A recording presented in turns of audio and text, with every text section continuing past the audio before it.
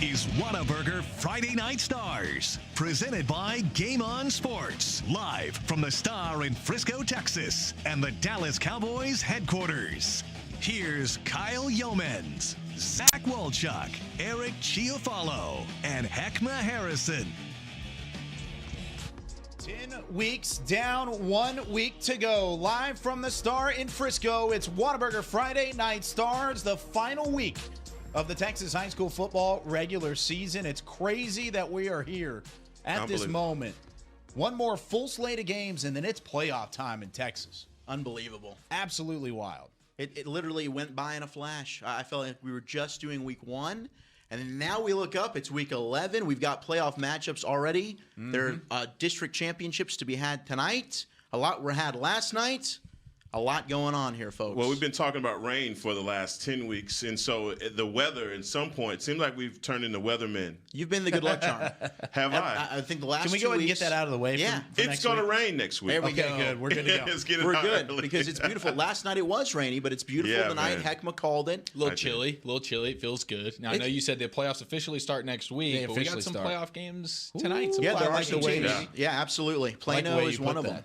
Yeah, do we want to start with Plano and the Wildcats right now? You know what? I think that Your alma mater? What were you going to ask? I don't want to ruin your Top start to this. storyline. Go It has to be ahead Plano. and settle in, and then I'll come in when the time is right. Okay, well, we'll talk about Plano plenty tonight. And we've actually got Brian Sutcliffe, the voice of the Prosper Eagles, who we'll have on in the next hour. So we'll talk a little bit of Prosper and Plano, and that is a wild game as well in that district. Plano needing a win over one of the top teams in that district to try and get into the playoffs. But, guys, we've got a little Twitter beef to be able to settle here tonight. And if you don't mind, I think this end of the table down here with Heckma Harrison, Zach Wolchuk, also Eric Chiafalo here. Do want to introduce you guys. Thank you, brother. This end of the table has kind of had a little bit of a fight on Twitter, and if I don't mind, I've got it up on my laptop here. Let's take Do a you look have at it on what's your happening laptop? here. This is great. Has it been a fight? I don't know if it's So been a fight. this was earlier today, right up at the top, 5 hours ago. Zach Wolchuk calls out Heckma Harrison about his Birdville pick. Incredible. He's been all over Birdville, and this is not just tonight or last night. I never picked them. You didn't pick Birdville. I never picked them. You don't have anything in writing you or kidding me? recording that said that I picked Birdville Go for back, that game. watch, I said watch circle it every week. Watch it every week. Circle it Birdville. Okay. on your calendar. We'll let I people have- judge for themselves. All right, here. guys. Well, I've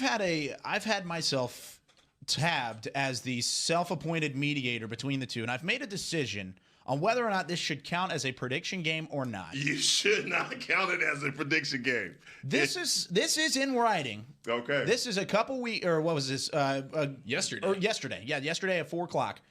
And Zach said, "Hey, what about Birdville tonight?" And you replied with this GIF. It's not moving right now. But After he did like the tweet as well. Yes. So there was no, I'm not picking Birdville tonight. He likes the tweet, which is essentially saying, yes, I've got Birdville you cannot tonight. quantify any of the points that you're weren't making picking right them, now. If you weren't picking them, then you should have said no. Walchuk, After listen. all of your words have been, I'm a Unbelievable.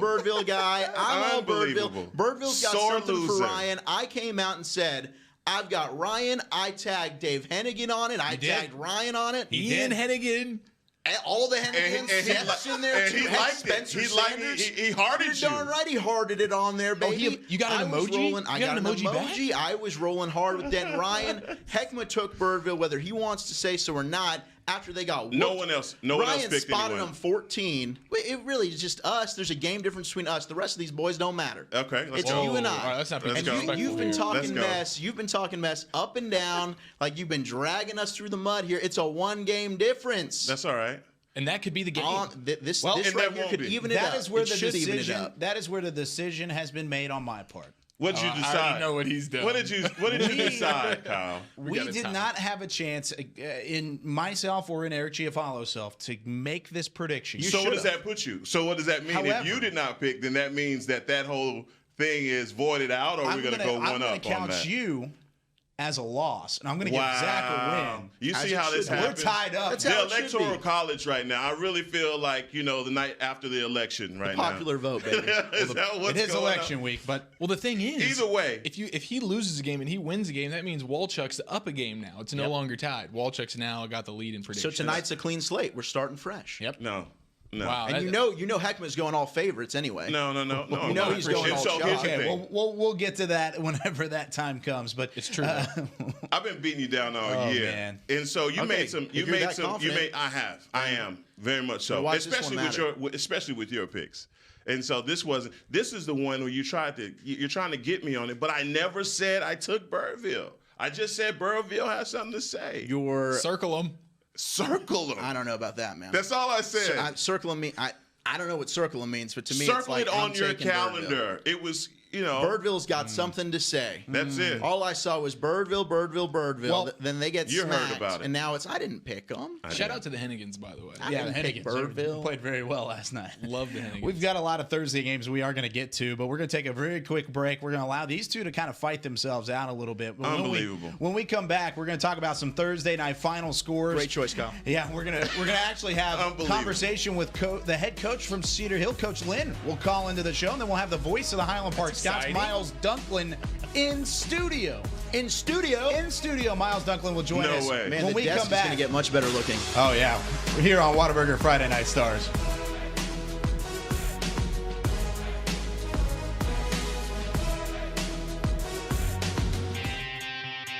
Today at Whataburger, we're cooking the sweet and spicy bacon burger. The sweet and spicy bacon burger is my all-time favorite. I love this burger. It's just perfect.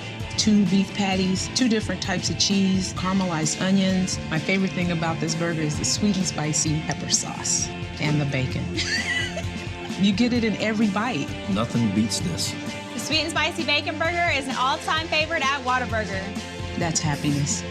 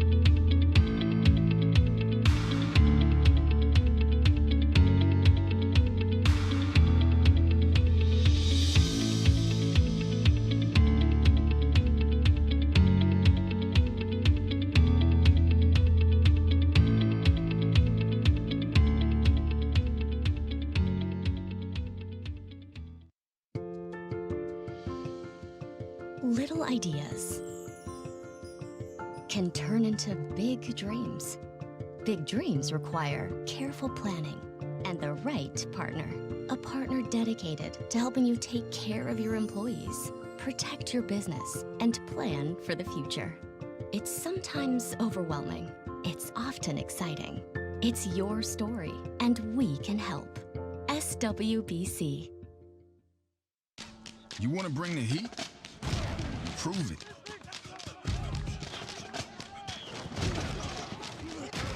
With carbs to help fuel muscles. And electrolytes to help replace what you lose in sweat.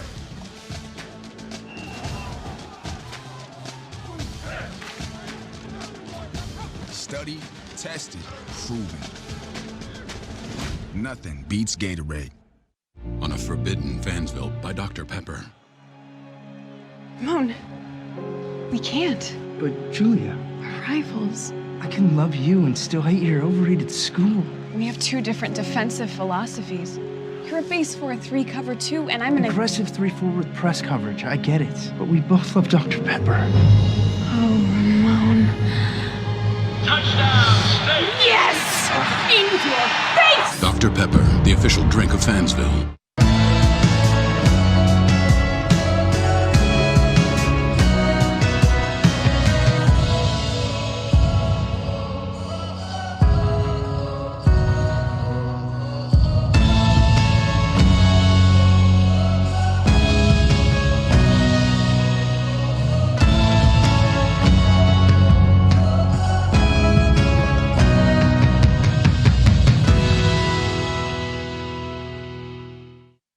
football fans, check this out. It's called FanTag, the easiest way to get video highlights from all of your games. As a parent, I know the value of capturing our kids' special moments on video.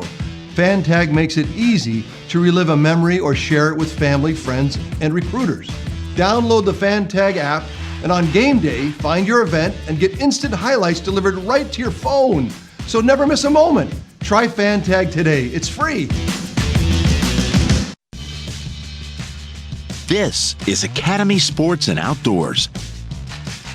We offer a huge sports and outdoors selection of top name brand gear like you've never seen. All at low prices like you've never seen. Because we're a sports and outdoor store like you've never seen. Visit us in store or at academy.com for the guaranteed lowest prices. Academy Sports and Outdoors, for all for less. In a world where a young family embarks on an incredible journey, a son gets lost in an epic film. A father wills his team to victory, while a mother tries to talk to her daughter, who is posting online at a rate she has never seen. Until now. With high-speed Wi-Fi, free live TV and movies, there's something for everyone. Download the American app, and the best in entertainment travels with you.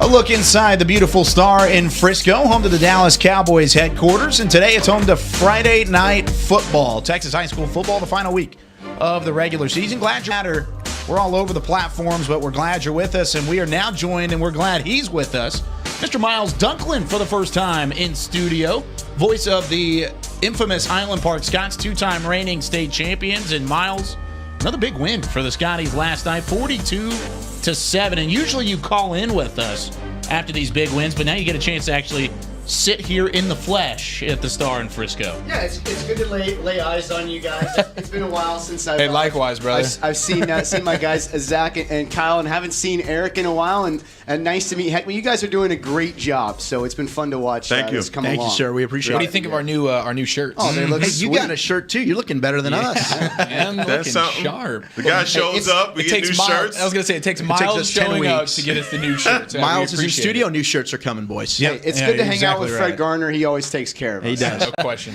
Yeah, and so does Bob Lilly Promotions. That's who actually hooked us up with the new garb. Beautiful. So do Bob. want to give Diggs them here. a shout out, of course. But kind of back to Highland Park. This is a team where going into the season, of course, they're two-time reigning state champions, but there were some question marks. No Kate Sawstad, no John Stephen Jones, of course, after the title run last year and the just outstanding game against Manville in that state championship game. But there really hasn't been any fall off yet. Chandler Morris has been outstanding. Benner Page has played well. Finn Corwin is continuing to be a touchdown machine. Right. And they're really running through district right now.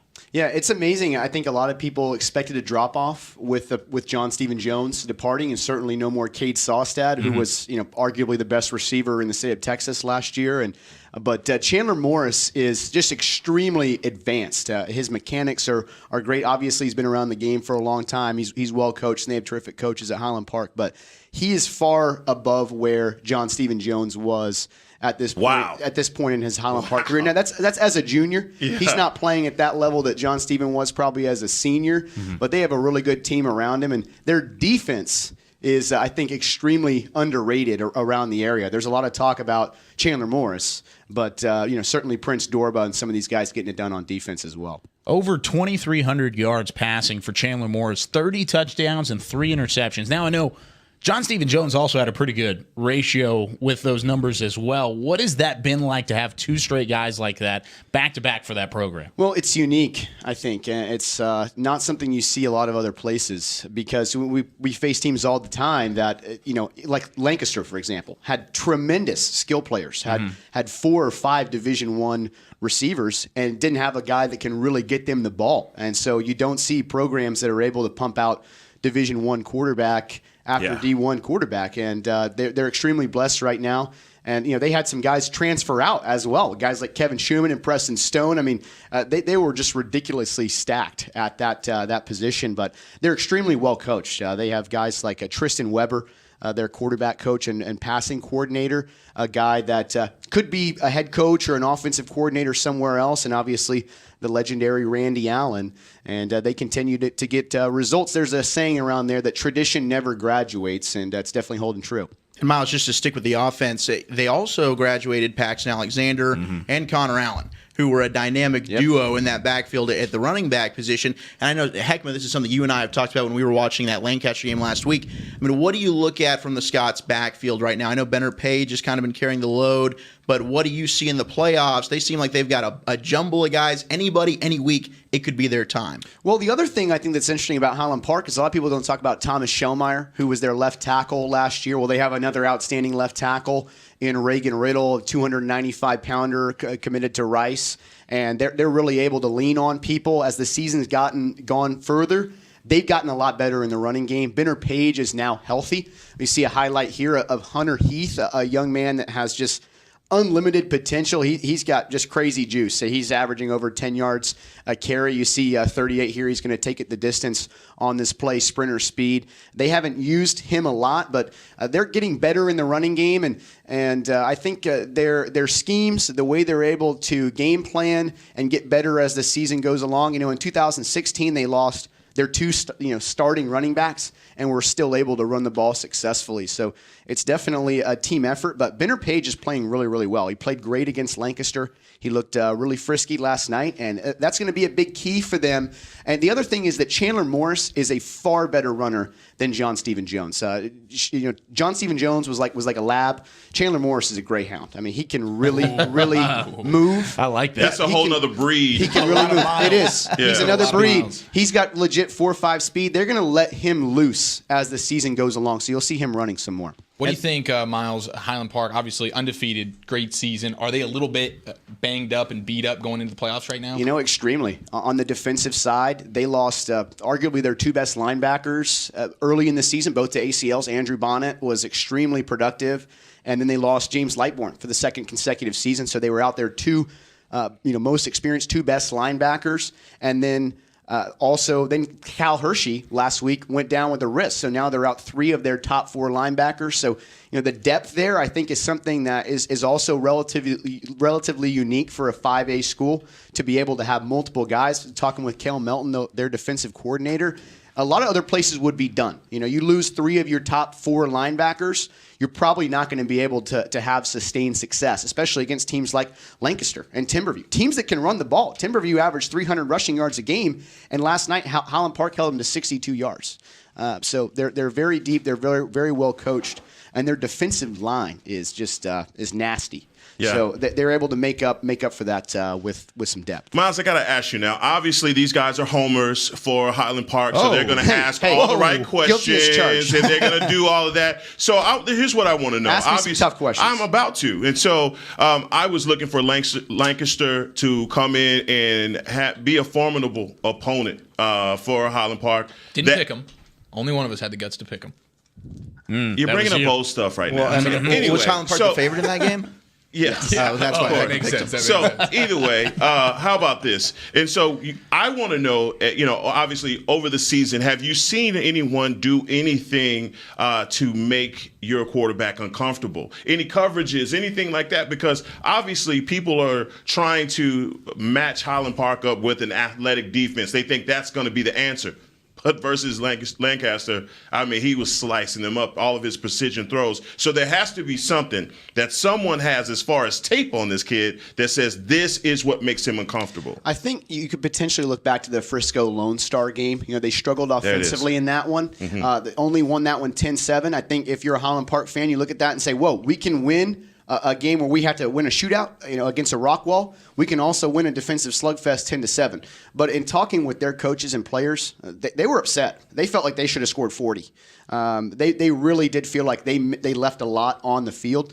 I think if they had some big guys on the outside, Lone Star had some bigger corners that were able to press them, but they're really effective out of the slot. Finn Corwin is able to get loose seemingly every single game. We're kind of scratching our heads as to how does he get open behind the defense so often, but they're really, really deep at receiver. They've got about 8 or 10 guys that can really play. And so if they're able to take out Drew Dodge or take out Drew Scott or take out Finn Corwin, well, other guys are going to beat them. And, I'm not really sure. I think if you have really talented man coverage guys and you can rush the passer, that could potentially make them uncomfortable. But it's hard to do that. Now, Corwin at the slot position, it's always amazed me when I watch Highland Park because you never see receivers dominate from the slot position. Right. But that's what they're doing. Right. And so that's kind of what the whole there's no rhyme or reason to it, and every time you watch one of the Highland Park receivers, they're running scot-free. Yeah, no pun I like intended. the pun. Yeah, that was good. Yeah, it's good. That is scot-free. Wasn't even trying. Well, for example, I mean against Lancaster, Lorando Johnson, just a tremendous talent on the outside, the cornerback shutdown guy. Well, they didn't really get going on the outside, but they didn't press him in the inside and let those guys really run free. And they just have good players. I think a lot of people think that Highland Park has to win with X's and O's, right? Because they don't have tremendous athletes. Well, sometimes they win with the Jimmies and the Joes too. That's right. They just have good players. It'll be interesting. It would have been interesting if a team like Legacy would have had their full complement of players. Didn't have Jeffrey Carter out there.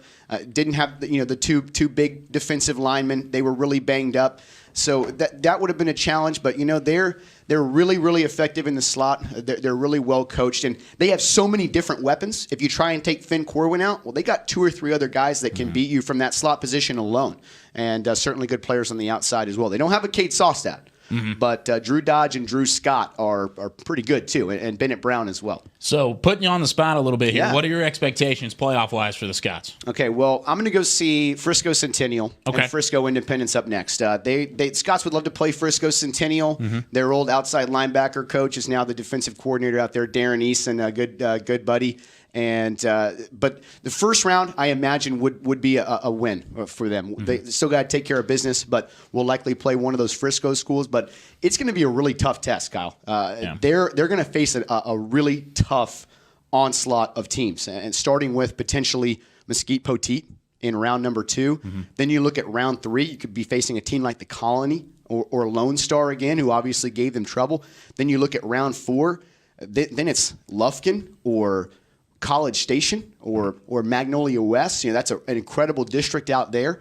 And then round 5 would be Denton Ryan. So, they're going to have to earn it. It's not going to be a cupcake schedule. That's the matchup that I think everybody wants to see. The Highland Park. I don't think Denton Ryan wants it. Yeah, they do. No, they do not. Yeah, they I'm do. telling you, Ryan does not want to see. Well, who Highland you Park gonna pick again. if they do play? We'll just circle it. All right, we'll just circle it. We're not going to go out here making prediction tech, man. I'm coming across. Okay, well, before things get too rowdy, Miles, thanks so much for joining us. Thank you guys. Y'all did a great job. Yeah, a lot of fun Thank you, having you. Miles. We'll definitely talk to you again next week, probably over the phone after a Highland Park playoff game. But we'll talk through some more playoffs and some more Scots football, though. But glad you're here with us. Great, and I'll call in tonight after the Independence go. Centennial game, so That's I'll true. be hanging Oh, out heck yeah. out there. Double the miles this week. Yeah, at the Scout 'em out. Toyota Stadium. So it should be a fun one out there Walk tonight as 1,000 well. miles. Walk 1,000 miles. I like that. But with that being said, let's move on to some of these Thursday games. Arlington and Arlington Lamar, a game last night that we had our eyes on. 2 9-0 teams, as we ended up looking at it as Jahari Rogers and the Colts really kind of had the momentum going into this game, but overall it was still kind of Lamar's district to lose. And in the end, Arlington gets the job done. 42-31, that final score, guys. Man, what a fun night. Arlington, the whole city coming together for the district title. And you got Jahari Rogers versus Jack Dawson. Incredible matchup. In the first half, it was actually a little underwhelming offensively. Lamar takes a 10-7 halftime lead, just a field goal lead. And then first drive of the third quarter, the Colts march down the field, cap off a huge drive with Jahari Rogers' second touchdown run of the game. Jahari Rogers had one of those unbelievable Madden-esque games that he seems to have every single week. After that, 5 minutes later, 5 minutes after that first third quarter possession, they cap it off with a touchdown, and then they go 92-yard touchdown run for Jahari Rogers. And that really just busted the doors open, got Arlington going, got the Colts going, and then the fourth quarter was great. It was just Rogers and Dawson. It was the Rogers and Dawson show. What you got, Hack? You got to say the UNT commit. Jahari Rogers. Yeah, the future UNT mean. Wait, he committed to North Texas? No, he hasn't committed yet, but they have offered him. I was about to say, Look what you're doing to my scared boy me. here. Man, I got does so have an offer. excited. No, he's probably gonna see bigger and Whoa, No, we're hoping that he whoa. comes to North That's it. Texas. Okay. Yeah, Yeah, he stop is it, a Eric. future mean green. He might as well stay in the green. That's Yes, what I'm trying to do. it's working for him right now. And Yeah. over 400 yards total offense. Another outburst from Jahari Rogers, who Amazing. has been a favorite of the show all season long and really just continues to put up just outstanding numbers. But guys, let's stick with Arlington and that District 4 6A across the way at William Fields. Let's look at Arlington Martin and Arlington Bowie. This is a game where we looked at Arlington Martin going into the season and really needed a win here, and they did just that. Just kind of shutting down Bowie and one of Zach Wolchuk's favorite teams at the start of the year with 5 turnovers. Yeah. 5 turnovers. That was a tough game for Bowie. They came out with all the right intention, but it just didn't happen for him. I want to say this guy, Willie Roberts, it was the Willie Roberts show. This kid played quarterback, wide receiver, and DB. Big Willie style. Big Willie style is the word to use, and he did that, Although they had a tough first half, they didn't get a lot done offensively. It was all about the second half for the Warriors. They came out on fire, and they just put the game away, 27-16 Martin. Yeah, and then now Bowie, they get to play Holtham in the first round of the playoffs next week. So lucky tough, them. Yeah, tough game there. And then for, on the other side, Martin, a team that really started the season off slowly, they get to play, depending on what happens tonight, San Angelo Central or Euless Trinity. So tough first-round games for both of those Arlington I love schools. how you say they get to play them. Yeah. What an honor. Hey, they made the playoffs. At least he didn't say they get served up. Yeah, that's true. Let's say, who knows? Anything can happen. It's the playoffs. Anything can happen. And one of the teams that we've already mentioned because of their rivalry in the playoffs over the past couple of years with Highland Park, Denton Ryan and the Ryan Raiders had a district championship of sorts with 2 6-0 teams last night, Birdville and Denton Ryan. Guys, this started off a back-and-forth game. Birdville went up 14-0. Denton Ryan put up 7 in the end of the first quarter, and it was 14-14. But that was until Denton Ryan absolutely took over in the second quarter. 28 points in the second quarter. State's third-ranked team in Class 5A gets the job done after fumbling that opening kickoff. And all of a sudden, they're off to the races in that second quarter. Found a little bit of footwork there. Yeah, and it was the Billy Bowman Jr. show, man. He got it done. 6 catches, 70 yards, and a pair of touchdowns receiving. Also had a pick 6 to give Ryan their 11th defensive touchdown of the year. They forced 3 turnovers from Stone Earl, 3 interceptions. Look, Ladarius Mixon, Heckma's guy, the running back for Birdville, had a great game. They fed him the rock, 39 carries, 180 yards, a couple of scores. But Ryan, even though they spotted Birdville, 14 points, they fumble the opening kickoff. They come back, they miss a field goal. Birdville capitalizes off of both those Ryan miscues. Like you said, Kyle, an explosion in the third quarter. It's the 4th consecutive district championship for Ryan. It's the 40th consecutive regular season victory. And now they get to play Fort Worth Brewer next Thursday night to open up the playoffs at home in a bi-district game. And Fort Worth Brewer, they're coached by Todd Peterman, the old DeSoto head coach. So he's won a state championship. He knows what it takes. But Ryan right now, I think they proved, look, this is a team that 3 years ago, they were in 6A. They went to the regional final and lost to Allen in the playoffs. They're a big team. They've got size, and you can see that. They look like the bigger, more physical, talented opponent against a lot of these 5A schools, and they showed it the last 2 weeks by manhandling Grapevine and Birdville, 2 good football teams. So why don't I just go ahead and say it? I was wrong about Denton Ryan in this one. I was wrong. Denton Ryan showed me last night that they have a whole nother speed. They got another gear. And they hit that gear last night. And you see the good teams do this. They play up against an opponent. They take their first shot, which they did. First 14 points, everybody's thinking, hey, Birdville's going to roll. And Denton Ryan just buttoned up those chin straps and said, that's all you got. We got some more. The defense for Denton Ryan is outstanding. These guys literally shut Birdville down. Now, the yards won't be indicative of the outcome of the game because Birdville in the junk time did get some more yardage, but Denton Ryan shut it down. It was over early. Drew Sanders is a little bit of a cheat code. When you look at him out there, that guy does not look like he should be playing high school football. No, he can play anywhere. Oh, my goodness. He can play at any position on the field. He had an interception in that highlight montage. If you didn't notice that big dude, that middle linebacker that picked it off, yeah, that was Drew Sanders. He is a gigantic human being. I literally thought that was Gronk. I was about to ask you guys, is that Rob Gronkowski? I don't think he's much smaller. No, I think they're quite the same size. Denton Ryan's incredible. Their defense is next level. The question all season's been their offense, particularly their quarterback position. They seem to have found that. I mean, Walchuk, the Hennigan brothers, they seem to love you. Yeah, well, right? Seth had himself. It was really Imani Bailey on the ground. They do what they need to do on offense. They've got that package for Drew Sanders to come in and kind of run that wildcat. They can run out of that with him. And then when they want to put Seth Hennigan in, he obviously has the ability to push the ball down the field, a couple of touchdowns to Billy Bowman Jr., but then they can also turn around and hand it off to Imani Bailey. Well, you talked about the defense from Denton Ryan, and there are a lot of defenses in the Dallas-Fort Worth area that are absolutely incredible. There's some that are just head and shoulders above others. Denton Ryan,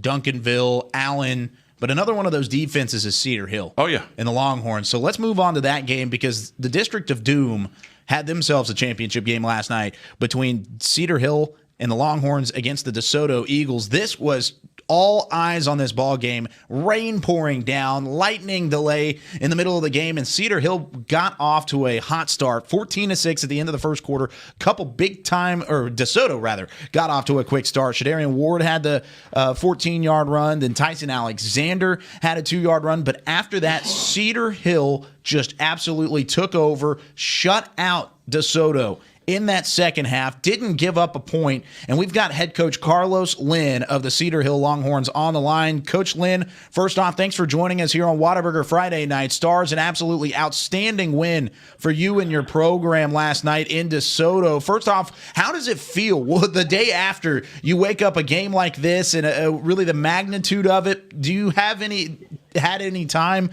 to kind of look back on it and think about this sort of win? Well, yeah, we typically give ourselves at least 24 hours, whether it's a win or a loss, just try to digest it and then, and then kind of get our minds set for the next stage. So, but it's definitely enjoyable, and we excited to be representing our district as district champions in state playoffs. Coach, you guys dominated that second half, especially defensively. What was it that you guys were able to do, maybe some adjustments you made at halftime to come out there defensively and dominate that DeSoto offense? Well, I think, we were just able to kind of play within ourselves and settle our emotions down. It's a rivalry game, and I think sometimes you can be a little bit, too excited, and I think we just settled down and began to play Longhorn football the way we know how to play it, and it turned out good for us. Hey, Coach, this is Heckma Harrison. Man, I tell you, your last night game reminded me of a song that I love. And an urban songwriter by the name of Young Jeezy wrote this song. It's called Put On For My City. And you guys put on for Cedar Hill last night, man. Congratulations on your victory. That was a spectacular win for your program. You have got to tell me, this kid, Kejon Lowry, number 32, where did you find this kid? Hey, man, he's just one of them Cedar Hill dudes. He is one of the hardest working kids that you ever want to meet. I mean, he all he does is make plays, and I think he's going to probably have an inside shot to maybe be this district's defensive MVP. He makes tackles after tackle. He's tough, and he's an even better kid than he is a football player. So he deserves all of it. Coach Zach Wolchuk with you. I just want to say congratulations. Big win over DeSoto. Co-district champions at least, depending on what happens with Lake Ridge tonight.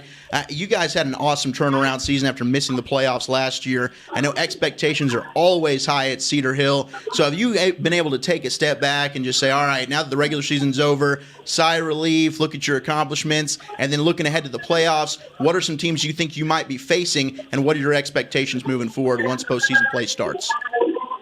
Well, as you said, at Cedar Hill, Texas, the community and the school, and then everyone that supports, the expectations are high. And, of course, we always want to be in contention to try to win a state championship. And we understand that that's a process that goes along with that.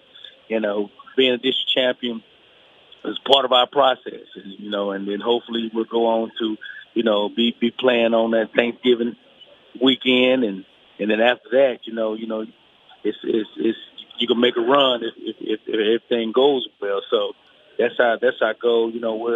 We're actually staff is going to scout our possible first round opponent tonight, J.J. Pierce. So we're just gonna take them one at a time and prepare the best of our ability and make sure that we do the things that got us here.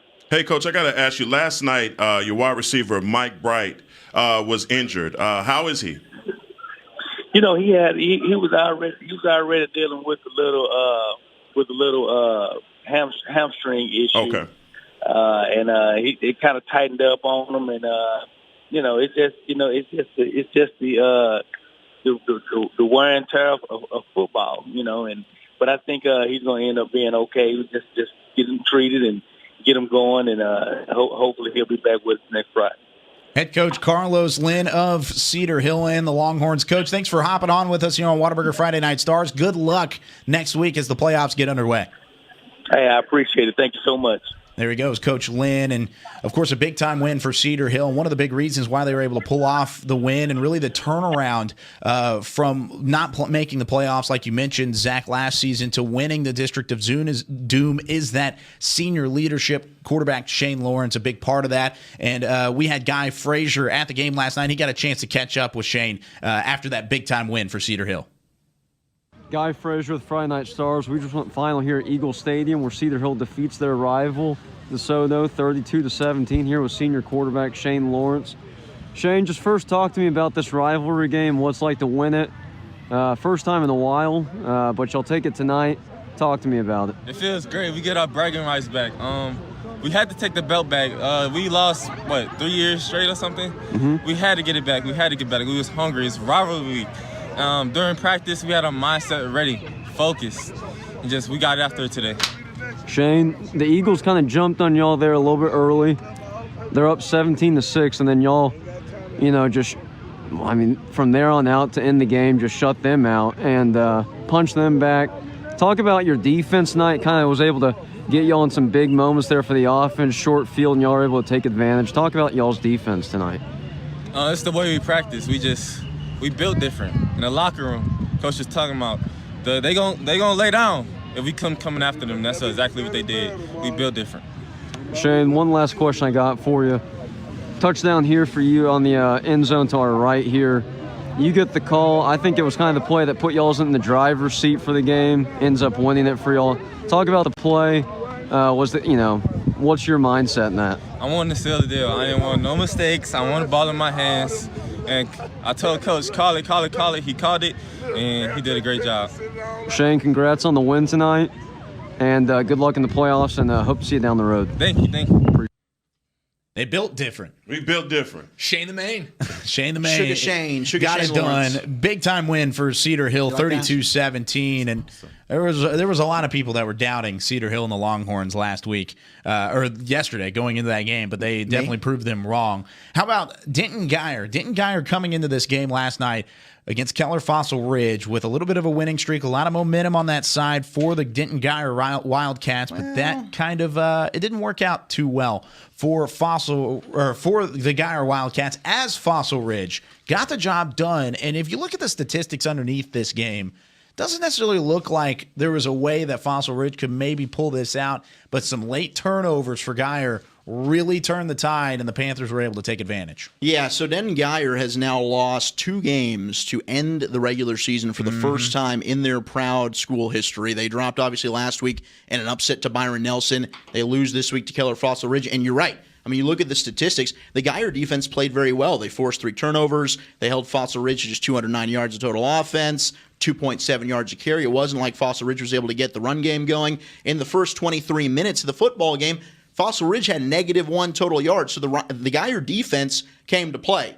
The other thing was, and we've said this all year long, Fossil Ridge has a pretty darn good defense on their own right. So, it started off well for Geyer. They went down the field, and they would score early. Kadrick Cobbs got on the board with a touchdown. But then after that, they really struggled. They would miss an extra point that came back to haunt them. Keller Fossil Ridge would score on what was kind of a trick play, a 41-yard bomb from Wyatt Tomer to Cologne Evans. They then made the PAT. That was the game winner to go up 14-13. And it was just the turnovers, as you said, Kyle, for Geyer. They turned the ball over 2 times in the fourth quarter, including their final drive on offense. Eli Stowers really struggled, 6 of 20, only 49 yards, and the interceptions. Outside of Kadrick Cobbs, there was no offense for Geyer. And this loss now drops them to the 2nd seed in the Division II 6A bracket. So they have to open up now on the road and play Flower Mound, an outstanding Jaguar team. And for Fossil Ridge, and hold on one second, Heckman, I'll throw that Flower Mound back to you. But for Fossil Ridge, they play either Hebron or Flower Mound Marcus next week, and their victory has eliminated Northwest Eaton. So we'll see what happens if Hebron wins tonight, which they should against Irving. It'll be Fossil Ridge versus Hebron next week. But for Geyer to limp into the playoffs like this and now have to open up against Flower Mound, Heckma, quite the challenge. And 3 weeks ago, we were all raving about Denton Geyer. This team's for real. They looked great. All of a sudden, they've come back down to earth here. Yeah, 2 weeks ago, like I said to you, man, it was going to be all about the young team. I mean, Eli Showers is a sophomore quarterback. And any defensive coordinator that knows anything about this kid is going to confuse him with coverage. It's the same way on every level. And you saw it, and he's having trouble against the better defensive teams. You're not going to have that versus Kedra Cobbs is just a bruiser. He's going to get his one way or another. But where Geyer exceeds is when Showers puts on a show, when he's getting that passing yards, or he's at least getting out of the pocket. Last night, he didn't get to do that. Now, the problem is that they run into a very well-coached Flower Mound Jaguars team. And they're going to play fundamentally sound, and they're going to watch that tape inside and out.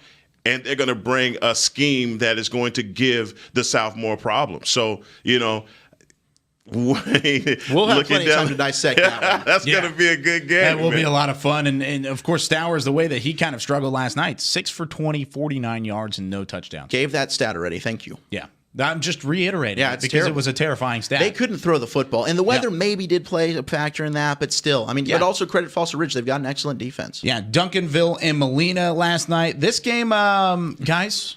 Do you really want to talk about it? Can we talk about this? Because it doesn't look... You were all over this last night. Other than negative -3 yards. But let me just give some context here. That was the score at the end of the game, yes, but it was also the score with 7.5 minutes remaining in the second quarter. Say that again? 7.5 minutes remaining in the second quarter. They called the game after a lightning delay. This very well could have been 115-0. The Lightning, I mean, that's the biggest blessing Molina's gotten probably in months right there. Was that Those Lightning poor showing up Jaguars last night. Yeah. My gosh. They ran into the duffel bag boys, guys, and I'm telling you, look, let's talk about it. 33 points in 10 games.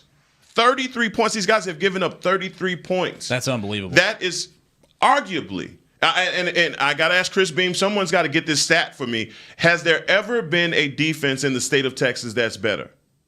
Maybe the Carter Cowboys of 87. No, you don't they think were so? not. They were not. Not the Carter Cowboys. I'm talking about the best defense that we've ever seen. Are we talking statistically or just better? You don't think they were better? Statistically. Okay. Yeah, statistically. I mean, but again, maybe not. But even when you say athlete for athlete, Beeson may be your Jesse Armstead, and you just flip a coin on everybody else. They have a dog at every position at Duncanville, so they're not just lining up a bunch of guys playing great together. They have athletes on the field, and I mean, what they're doing, guys, is unprecedented. And I'd like to know if there's anyone better. I can tell you, I had never seen anything like this. This year at 6A, they've been lights out, and they've got an enticing first-round matchup regardless on what happens. Either Lake Ridge wins tonight, beats Summit. That means SGP in Duncanville in round 1. If Summit wins, they get DeSoto in Duncanville in round 1. So my goodness gracious. For DeSoto, I think that they're going to win regardless, but tasty first-round matchup there in the bi-district. Duncanville, man. I wonder about the schedule, though. Like, do you think their schedule is a little bit weak in terms of... Oh, but you never say that with Highland Park. You never bring that out with Highland Park, so you're not going to bring that out with Duncanville. Let's go. Okay. Yeah. Well, I don't know. Lone Stars is not bad. But let's go. Lancaster's not bad. Skyline isn't either, but let's go. Give me a second team. All right, guys. Let's go to Mesquite. Let's go to Mesquite Poteet and McKinney North, because this is another game last night. We looked at Poteet as a team with, of course, some firepower on their side as well. Well, McKinney North trying to keep up with them from a total yardage standpoint, and overall, Poteet was just a little bit too much so far last night for the Bulldogs. Yeah, Seth McGowan, baby. Yeah, it was the Seth McGowan show, but not to be outdone. Emmanuel Fincher, running back for McKinney North, 278 yards, 3 touchdowns. It was absolutely dominant performance from him and McGowan on the ground. Unfortunately, McGowan's Poteet team is just too good, and this one came down to the wire. I mean, McKinney North was up 3 after the first quarter, and then they had a tie ball game 39-39 with 6 minutes and some change left, and old Cam Lampkin for Poteet jumped in front of a North pass, took it 37 yards for the touchdown, and that was really the dagger. But I mean, this thing came down to the wire. McKinney North gave Poteet everything they had, but Poteet, man, and McGowan, that team, Lampkin, those guys, that's just too tough a matchup for McKinney North. But credit to North because they were in it to the very end. Two really good offenses there, and like you said, Cam Lampkin with that pick six, one of the best wide receivers in the area, so good for him playing both ways. And then now McKinney North with that loss, they've got to open up against Des Bryant's Lufkin team, number 5 in the state at 5A. And by the way, get well soon, Des, with that injury today. But his Lufkin Panther group, they're good this year, man. Yeah, they are really good, and that's going to be a tough first-round matchup on that side. But any tough matchup is playing the Allen Eagles, and that's where we find out where our last Thursday real final run-through from yesterday is 63-7, Allen over Plano West. And unfortunately, Plano West just not really the team that has enough to challenge Allen, and we saw that pretty early. I am kind of impressed that there were 371 yards of total offense put up by Plano West here. Yeah. Most of it came in the final garbage drive of the fourth quarter. Noah Scroggins, scored on a 77-yard touchdown in the final minute to keep Plano West from getting shut out. But these are just two programs in opposite directions. You look at Allen, they've now gone ahead and they've cruised to 65 straight regular season games. They've won 13 straight district titles. They're undefeated again. And for Plano West, they've now gone winless for the last 2 years. I think they've lost 26 games in a row. Wow. This game was over at the end of the first quarter, boys. Allen put up 35 points in the first. Theo Weiss didn't even play, didn't even suit up. He got the night off. Grant Tisdale's night was done at the end of the first quarter at quarterback. They put in junior quarterback Raylan Sharp. Didn't miss a beat. 148 passing yards, 82 rushing yards, 4 total touchdowns. The wheel just keeps moving. Allen is a juggernaut, and they will play the loser of Saxe and Rowlett tonight to open the Bite round. So a tough matchup to open. And if it's Rowlett, there's some history there. In 2009, Rowlett upset Allen, and there's some behind-the-scenes stories there, but their quarterback might not have been ready to play that game for Allen. But look, hey, there's something, but Allen is just such a juggernaut. I don't see anybody getting in their way until maybe that Duncanville Panther team. Now, I love what you said, two programs going in separate directions. Sad for Plano West right now. It really is. It really is sad. But from one juggernaut to the other, let's go ahead and go into some of our highlighted games for tonight's action. Argyle and Salina. Argyle is that juggernaut who I alluded to just a moment ago because they have won 36 straight regular season games, have not lost a regular season game since September 11th, 2015. Well, guess who beat them in 2015? Was it the Salina Bobcats? It was the Salina Bobcats, 46-36. That was the last time Argyle lost in the regular season, and well, Salina gets a shot to maybe end a perfecto for Argyle as Argyle and the Eagles look to go 10-0 yet again. Just another big-time game here. It's crazy. I mean, these are two programs that have kind of grown up with each other throughout the classifications, 2A, 3A, now up to 4A, two of the best programs in 4A. Salina's really been there for a while, but Argyle's that team that's now emerged, I think, over the course of the last decade. Two good offenses, Logan Point at running back for Salina, but we know all about Bo Hogaboom, Tito Bice, and that offensive Argyle. Man, it's going to be tough sledding for Salina. Now, you've been waiting on this matchup for a while now, thinking that the Salina would be the only team that could give them a little bit of a run on today, huh? And now that it's here, I just don't think it's going to happen. Really, I think Kenny Chesney might be performing the halftime show. So keep your eyes out for that. That's kind of cool. No, it's incredible. He's a Salina guy. I don't think he's performing the halftime show. No, I know. I'm messing with you. It's kind of like how Abbott is the redheaded strangers, Willie Nelson at reference. I see what you're going here. Thank you. But I like it. Moving on from there, let's go to Bishop Dunn and Prestonwood Christian. Prestonwood, of course, a team last week that had a chance to run the table and was the favorite to go undefeated. Well, now they've got another tough task after losing to Bishop Lynch yesterday. Not yesterday, but last week. Now Prestonwood gets a chance to rebound, and we got a chance to go to one of those practices for Prestonwood and talk to some of the coaches for that staff and even the quarterback as well. Let's take a quick look. stays consistent here is the culture. You know, our program's a part of the culture of the school. It's centered on Jesus Christ, selflessness. We play for something bigger than ourselves. We play for each other. We play to honor God. And, you know, our kids, they learn to fight. You know, they learn to battle through adversity. They learn to work hard. And so those principles are things that they don't ever change.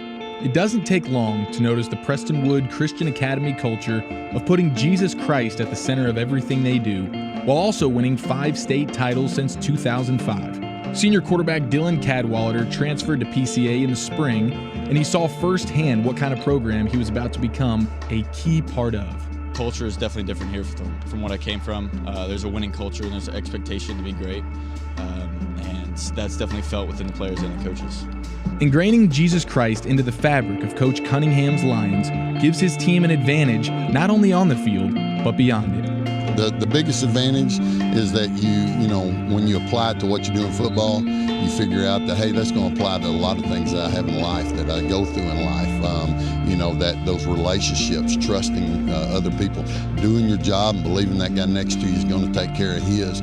You know, so many of those things, understanding accountability. You know, when I mess up, when I make a bad choice, it doesn't just affect me, it affects everybody around me. So, you know, I think that integration, that application of the principles that we learn out here, not only make us better football players and better teams, but it helps them go out and leave this school better prepared for what they're going to face out there, you know, outside of PCA.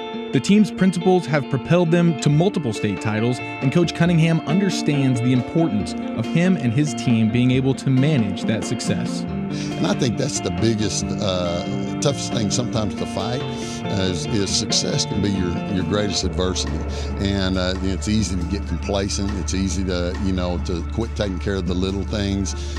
It's easy to focus on, you know, winning instead of focusing on what it takes to win. And so we try to just continue to focus on being the best football team we can be and doing the things that allow us to be that. Not on the next team so much as the next opportunity to be the best we can be. After losing their first game of the season last week to Bishop Lynch, the Lions face their biggest adversity of the season coming into tonight's matchup with a district title on the line against Bishop Dunn. It's always a fun game. You know, over the past years, you know, Dunn, those guys have done a great job. The coaching staff, the kids there, they've got a mentality much like I just described, just that they're going to battle. So, you know, when you play them, you're going to have a chance to play your best, you know, and I think that's the exciting thing, is that games like that bring out the best in both teams. And so it's like I tell our guys, I said, you don't get many opportunities like that. Those opportunities only come when you play great people. And so we get that opportunity this week. It is for for district championship and #1 seed, those kind of things. But, you know, the biggest chance is, man, to play a game unlike we've ever played, to play a team that's going to bring out greatness. And so that's what we're working and preparing for, is to be able to step up to that level when the time comes. And if you ask Dylan Cadwallader, tonight's game is as big as it gets for a regular season matchup. It's been really exciting, especially knowing it's senior night, and it's my last regular season football game that I'll be able to play in high school. But we definitely need to just stick to the game plan, trust the coaches, trust ourselves, and get after them and watching film and on the field.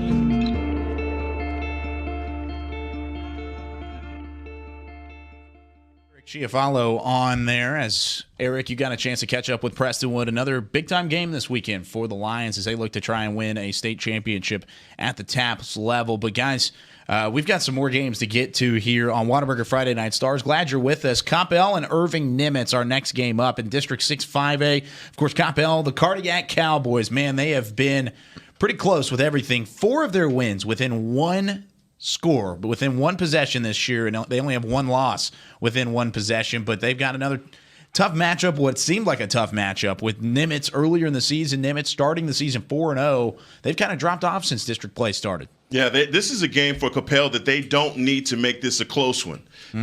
They need to win it and be done with it. Coach Mike Dewitt is going to have to do it. He's going to have to lean on his guys, Ryan Hurt, SMU commit, and Ryan Hurt and SMU commit Jonathan McGill. Those are his guys. And, like I said, man, you have your stud plays, and this is the one where you come in and you run all your stud plays and you let the chips, fall where they may. But they got to win this game. Yeah, it's interesting for Coppell because it's a team that they know they're locked in. They're playing South Lake Carroll 2:00 next Saturday, so they can't really advance. I'm always interested to see how a team plays that. Do you want to go ahead and just come out, still play your studs, get a win, feel good about next week going into the playoffs? Or do you say, you know what, if I've got a guy that's nicked up a little bit, let's rest him so we're healthy for the Dragons next week? Yeah, you got to look at the Dragons next week as a big-time opponent on the way up. But let's go to Denison and Denton Braswell. Of course, this is kind of an interesting matchup between these two squads because Denton Braswell, 3 of their 5 wins in program history have come this season. And you look at Denton on the same side, they've just kind of ended up blowing out Denton Braswell, or Denison, should say, has been blowing out Denton Braswell. 56-0 was the score of this game last season, but it's a little bit of a different mindset for this Braswell team going into it. Yeah, I mean, they're trying to play spoiler. They had their hearts broken last week. They fell to Lake Dallas, and if they had have won that game, they came into tonight with a chance to control their own destiny, win and get in. They're now eliminated. Lake Dallas won last night, so they'll go ahead and move on to the playoffs. But for Denison, they have to win tonight and maybe try and get some help to get in if they're not already eliminated with that Lake Dallas victory. So Denison's got a great defense. They forced 20 interceptions this year. Their secondary's awesome. Braswell wants to come in, try and run the football with Caven Kedricks and Jeremiah Richardson. But all in all, I mean, a positive team-building season for Denton Braswell. Yeah. Like you said, they hadn't won a lot before this year. They've come in, that they can go 4-6, go 500 in district play. I think those are all big things for Denton Braswell if they want to try and knock off Denison and come away with a victory. Denton and Colleyville Heritage. Of course, Colleyville Heritage, not really the season they really wanted this year for that program. And with a loss, it'd be their worst record since 2004. They do get Denton for the first time in program history. These two teams playing each other. And this should be chalked up as a win for Colleyville Heritage at Buddy Eccles Field, correct? Yeah, you'd think so, but Denton can somehow get in the playoffs if they win this game, Wow. which is absolutely crazy. They're coming off their best game of the season with a 36-14 win over Newman Smith last week, and running back Zylan Posey ran for 455 yards, 4 touchdowns last week on 35 carries, setting all kinds of records. Offensive Player of the Week everywhere you looked. It's going to be the Zylan Posey show again tonight. Obviously, if Denton wants to win, they know Heritage defensively knows that. They're going to try and look to get him involved in a bunch of different ways, much like Plano does with Kyron Cumbie. Maybe it's out of the backfield. But for Heritage, it's been injuries. Your guy, Cam Brown's been hurt. Trey Flint's had a pretty good year, but he's turned the ball over at timely times. So, we'll see. You'd think Heritage on paper's got the victory. But for Denton, they're playing good football right now. If they can come up with an upset, they've got a shot. And Colleyville Heritage also not locked in the playoffs. Yeah, they have to have this one. Must win, yeah. I wonder if Cam Brown's suiting up.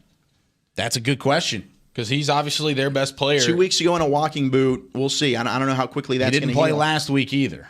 So I would expect not to have him. That's a huge loss for Colleyville. Yeah, it definitely could be a big-time loss for Colleyville Heritage. Let's go to Frisco and Lovejoy. This is a game going into it inside District 7 5A that maybe a lot of people won't pay attention to, but they should, because 5-2 Frisco, a team that was winless a season ago, and then you got Lovejoy, who can just absolutely put some points up on the board. Their only loss coming to Frisco Reedy. Now it was a 51-0 loss, but nonetheless, that's a Nothing pretty good. to be ashamed of. It's a pretty good Frisco Reedy team. This is going to be a pretty darn good football game at Leopard Stadium. Well, it's incredible because Lovejoy not only, with having that 51-0 loss to Reedy, shout out to Foskey, they're plus 155 in the point differential, even with that 51-0 loss. So they've just really been putting it on teams all season, like you said, besides that Reedy game. But listen, Frisco's got some stuff on the line tonight. They've been a good team. The problem is they can't really throw the ball. They just can't really throw it, but they can run like crazy. They still manage to rack up 385 yards a game of offense, and it's really not much to do with the passing game. Senior quarterback Carter Yates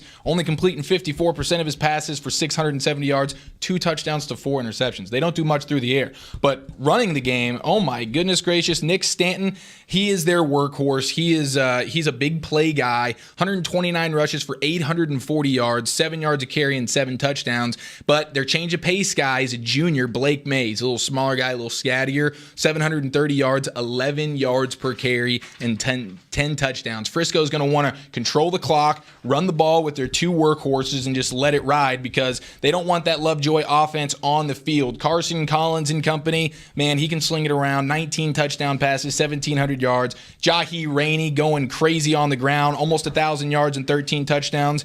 And at receiver, Jacob Terwilliger. Great name. G. Williger, what a great name that is. Oh, and like 720 yards, 11 touchdowns, 18 yards per catch. He's a big play guy. This is a big play offense. Yeah. Lovejoy is a fun team. If they can stop the run of Frisco, they really should dominate this game. Yeah, Frisco is going to have to definitely play ball control in this one, with the running game because Lovejoy scores like that. Yeah, they really do. And another team that can put up points like that, how about the Prosper Eagles? Of course, their first season in 6A, and they've got themselves Zach Wolchuk, the fighting Zach Wolchuk's on the other side of the field tonight, taking on the Plano Wildcats. And, of course, we're going to keep close eyes on this game, but not as close to the eyes as we have on the phone right now. We've got Brian Sutcliffe talking as the voice of the Prosper Eagles. And, Brian, first off, thanks again for joining us here on Whataburger Friday Night Stars. And really, what is your mindset if you're Prosper going into this game? Now, you've got playoffs locked up, but on the other side, you've got a team that's hungry to lock up their spot for playoffs with a win tonight. Hey, guys, thanks for having me on. Really appreciate it. It's really about building some momentum for the playoffs. You know, one of the stories that we've seen from a lot of teams this year is sort of the notion of the Allen hangover. And, of course, Prosper had a bit of a hard time with the defending 6A Division I state champs last week. And you're at a spot when you're late in the season that if you experience an Allen hangover, you find yourself in a position where you're heading into the playoffs next week, maybe losing your last 2 games of the year. And, everyone can say that you kind of reset and flip the page to sort of the second season, but I don't think anybody wants to have a taste in their mouth of dropping their last 2. Prosper knows who they'll play next week. It'll either be Wiley or Naaman Forest. And, tonight it's just about taking on a team that really presents a playoff-type opponent here tonight in Plano. The Wildcats have a couple of paths they can take to get to the postseason, but the easiest one for them on their own homecoming here is to just win. And so they're going to be playing against a desperate opponent. Prosper knows their ticket's punched, but it should be a great atmosphere here tonight at John Clark against a Plano team that's going to really be laying it all out there tonight. Brian, Zach Wolchuk with you as a proud Plano alum. Enjoy that atmosphere. I think it's one of the best that you can have on a Friday night, my man. So, obviously my Wildcats, they got to beat you and Prosper to get in. Any chance, as you said, Prosper's locked in. I know, you don't want to go in losing 2 in a row, but staying healthy I think is important too, right? Do they sit anybody to give it a little bit of an easier game for Plano? I would be very surprised. Brandon Schmidt and the Prosper staff, I think, are really looking at this game as an opportunity to put their best out there and put a good performance out there before the postseason starts. Prosper has been dealing with a lot of injuries, especially on the defense. So, to some extent, they're going to be rotating a lot of guys in just because they're a little bit short at some key positions defensively. So we will see some adjustments from an assignments perspective tonight, not only because Prosper's mixing some new guys into the defense, but the Plano offense has just been fantastic over the last 3 games. This was a squad that looked down for the count after they got beat by McKinney about 3 or 4 weeks ago. But since then, they've got Tylen Hines, their extremely talented sophomore running back that's really given Kyron Cumbie sort of a Robin to his Batman, if you will. That's a tired cliche, but you get the point that, Cumbie was the go-to man for the first, 6 games of the year. Teams had figured that out, and they'd started to scheme defensively to slow down the Illinois-bound tailback. But now Hines has come in and really provided a change of pace and a second guy you have to worry about. And since then, it's been a completely different Plano offense. So I would expect Prosper to have to run a lot of guys in there because I expect Plano to come in here and just try to pound them with that running game. So it might not be the kind of matchup you want in the final week before the playoffs, just because this could be a very physical matchup. Prosper saw one last week in Allen, and they expect, I think, to get one tonight here from Plano as well. Brian Sutcliffe, voice of Prosper and the Prosper Eagles, on the phone with us. Brian, thanks so much for joining us. Good luck tonight, and we'll talk to you again later.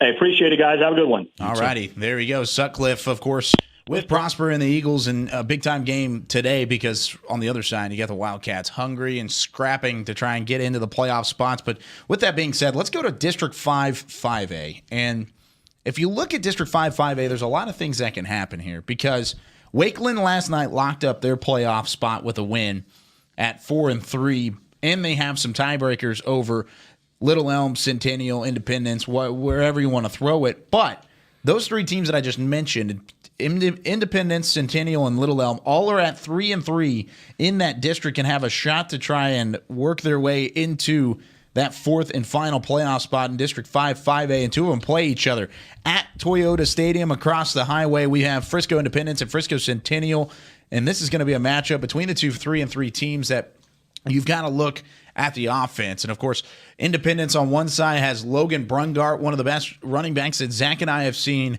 at least at this level over the course of the season this year, putting up some pretty good numbers and has been playing out of his mind as of late. Centennial, on the other hand, started the season really hot in District 5 5A and just kind of dropped off after that, and that's one of the reasons why they are sitting at 3-3. And then also in District 5 5A, how about Frisco Lone Star and Frisco Heritage? This one is going to be our featured game on Whataburger Friday Night Stars across the way at the Ford Center. Lone Star, of course, their defense, outstanding. Underneath 10 points per game, one of those special defenses that we've talked about throughout the show today. Yeah, Frisco Lone Star's defense is incredible, but I do want to talk about their offense because they've averaged 42 points over the last two games, and Julian Leary, I want to give this guy some credit. He's their quarterback. Coming into the season, he was listed as a defensive back. Now he ends the season as the starting quarterback on a 7-win team, maybe 8 wins after tonight, probably 8 wins after tonight, and he leads his team in both passing and rushing, over 2,000 yards combined rushing and passing, and 21 touchdowns. Credit to Julian Leary. That's a guy that is, he started from the bottom, you could say, literally on the defensive side of the ball. Next thing you know, he's a starting quarterback for a team that's, they're doing good things. They've had quite the season, plus 170 on the point differential, and a lot of that has to do with their defense, but Leary and that offense starting to come together. Now they're playing a Heritage team at 1-8. Tough year. New coach Kenneth Gilchrist, man, first year coming in from the 3A level. Obviously, it's going to take some time, but his defense is bad. I mean, they give out touchdowns like Oprah gives away cars. I mean, they're just, you get a touchdown, he go, Heckma, you get a touchdown. They're bad, but their offense, quarterback senior Jason Falkenberry, over 1,800 yards passing, 16 touchdowns, and they have 6 players with 200 or more yards receiving and at least 1 touchdown. They spread the ball around, and they got 2 great running backs, Cameron Rhodes, he's their power guy, and Khalil Harris. Both of these guys have almost 400 yards. Both of them have 5 touchdowns. That offense can play. It's just the defense that's been holding them back. I know you're making a case here for Heritage, but is there any chance Lone Star loses this game? 0. Didn't think so. Yeah, I think Lone Star is probably going to roll here. But how about, let's go to one of Heckma's favorites, Garland Naaman Forest. That's my favorite. What are you talking about? Listen, I was told before I left the house to make sure that my energy is right. I told my wife I'd have this game. So there you go. Let's take it away. All right. Well, we'll just let you have the floor. I like that. And so Coach Sedberry, man, this guy is. He has got to be, he the first 5 games of the season, he thought he had the bad news Bears, and the next 5 games he has the good news Bears, right? Starting off 0-5, it was ugly. And no one would have given the Naaman Forest an opportunity or a chance, or even thought that they had a snowball's chance, and where, of making the playoffs. But here we are, guys. Here we are. Wow. And, there are so many things that they have been able to do on defense by holding opponents down, getting stops, beating Wiley. Some of the success that they have had has been on the offensive side of the ball, and they're going to have it tonight. Senior quarterback Palmer Campbell is definitely going to have to play error-free. Now, look, these are 2 opponents in the city. This is a rivalry game, both in Garland. They would literally, the Patriots would love nothing other than to cancel Christmas for these guys tonight. So it's going to be a tough game no matter what. But I hope that Naaman Forest pulls this out. Of course you do. They've been red hot, man. I think they will. I think it's going to be a good night in the Heckma Harrison household. I hope so. Yeah, maybe it is, maybe it won't be, because they've clinched playoffs. It'll be a good night in the Harrison household. How about Irving MacArthur and Flower Mound? Of course, Flower Mound in their final regular season game, looking to go undefeated in district play after not having a playoff appearance since 2010. Well, they've got a chance to do so with Irving MacArthur on the other side, and that's not an easy district for Flower Mound to go undefeated in by any means. And I think the flip-flop might be there on that points per game and points allowed, but Flower Mound and the Jaguars have just been outstanding the way that they've been able to put up numbers and work their way through that District 6-6A, guys. Yeah, it's been a great season for Flower Mound, and the thing for Irving MacArthur, they're just playing for pride tonight, ladies and gentlemen. They got eliminated from the playoffs last night, and it's tough because Irving MacArthur closed the season. Their last 3 games, it was last week against Hebron, or 2 weeks ago against Hebron, and then against Marcus last week, and then this week against Flower Mound. That's a tough 3-game stretch when you're in the thick of the playoff race, and you got to go up against those 3 teams to close out your season. It's a shame for Irving MacArthur, but listen, I do want to show some love to their senior running back, Gabriel Sanders, man. This dude, I hope he gets himself over 1,000 yards tonight. He's at 853 yards, 8 yards per carry, 10 touchdowns on an Irving MacArthur team that really depends on him. He's their guy. They've been winning games with him and with their defense. Offensively, Gabriel Sanders is really the main thing that you can speak of in a positive manner, and I hope he can get over 1,000 yards for the season tonight. But Flower Mound, you look at them, they're cruising into the playoffs, man. Blake Short, dominant. Pierce Hudgens, dominant. And Jake Welch, that's the guy we don't talk about enough. 35 catches, 670 yards, and 11 touchdowns, 19 yards per catch. This dude's a big play guy. He's Blake Short's favorite target. Oh, and he's also got 4 rushing touchdowns. So the dude's quite the player. Last week, 100 yards, 2 touchdowns. Their defense is very well coached, and the big boys up front, it all starts with them. Colin Alves and Travis Booger McFarland up front. Those 2 defensive tackles really set the tone for that Flower Mound defense. Was his name actually Booger McFarland? No. It is now. It is now? Okay, just wanted to make sure. He's a defensive tackle. It's perfect. I mean, why not? I guess Monday Night Football was in town last week, but...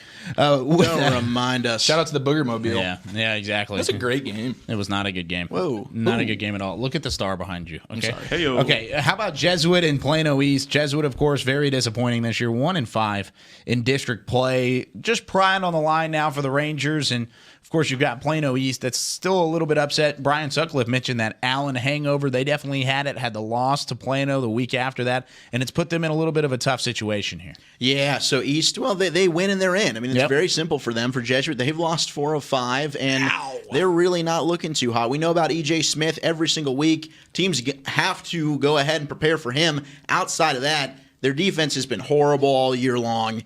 Kevin Schumann's been hurt. Who knows if he's playing tonight? So for East, it's all about getting quarterback Brandon Mallory, who's the leading passer in the area, back. They had a big win last week. Yes, they struggled against Plano after that Allen game, and we're hoping Prosper does the same tonight, and Plano can whoop up on them too. But for East, simple. Win. Get in. That's it. For Jesuit, maybe a win here gives you a little bit of confidence going into next year. But otherwise, just playing for pride. For office morale for Jesuit this week.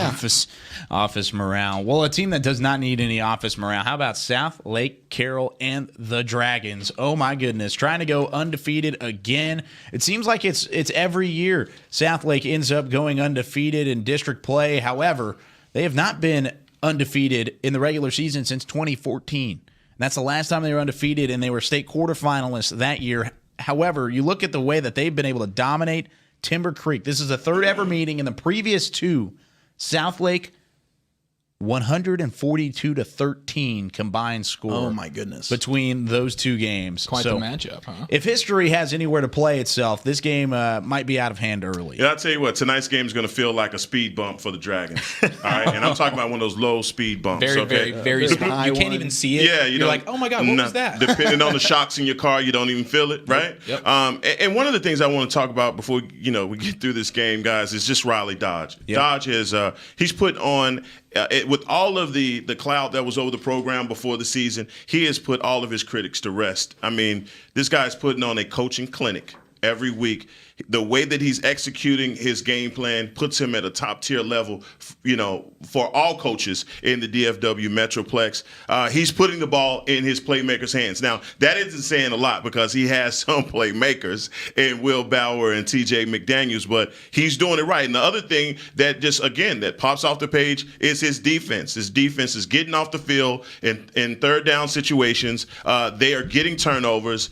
That's what you need to be successful. I don't think that in a long time I've seen a team go undefeated and not have a lot of hype around them in Southlake. But this is the first such team that I've seen that no one is really talking about what they're going to do. I think that's exactly how they want it, too. What do you think? I believe that that's the only way that Riley Dodge likes it, is to kind of fly under the radar. But, guys, TJ McDaniel, this kid is amazing. Awesome. His running style is amazing. He is running by people. Will Bauer has not thrown an interception yet. Wow. Don't jinx him.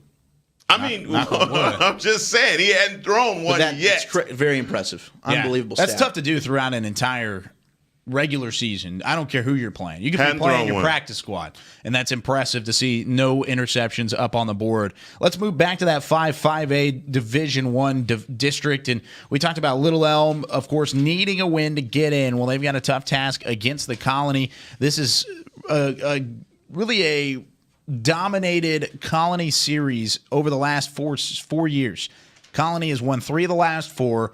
However, last year was an absolute classic where Little Elm won this game 34-33 with a last-second field goal. So, with that being said, Brandon Crosley may just be the best athlete on the field for the Lobos, and they need everything from him if they're going to try and get into the playoffs first. They have to get a win. Then they need some help.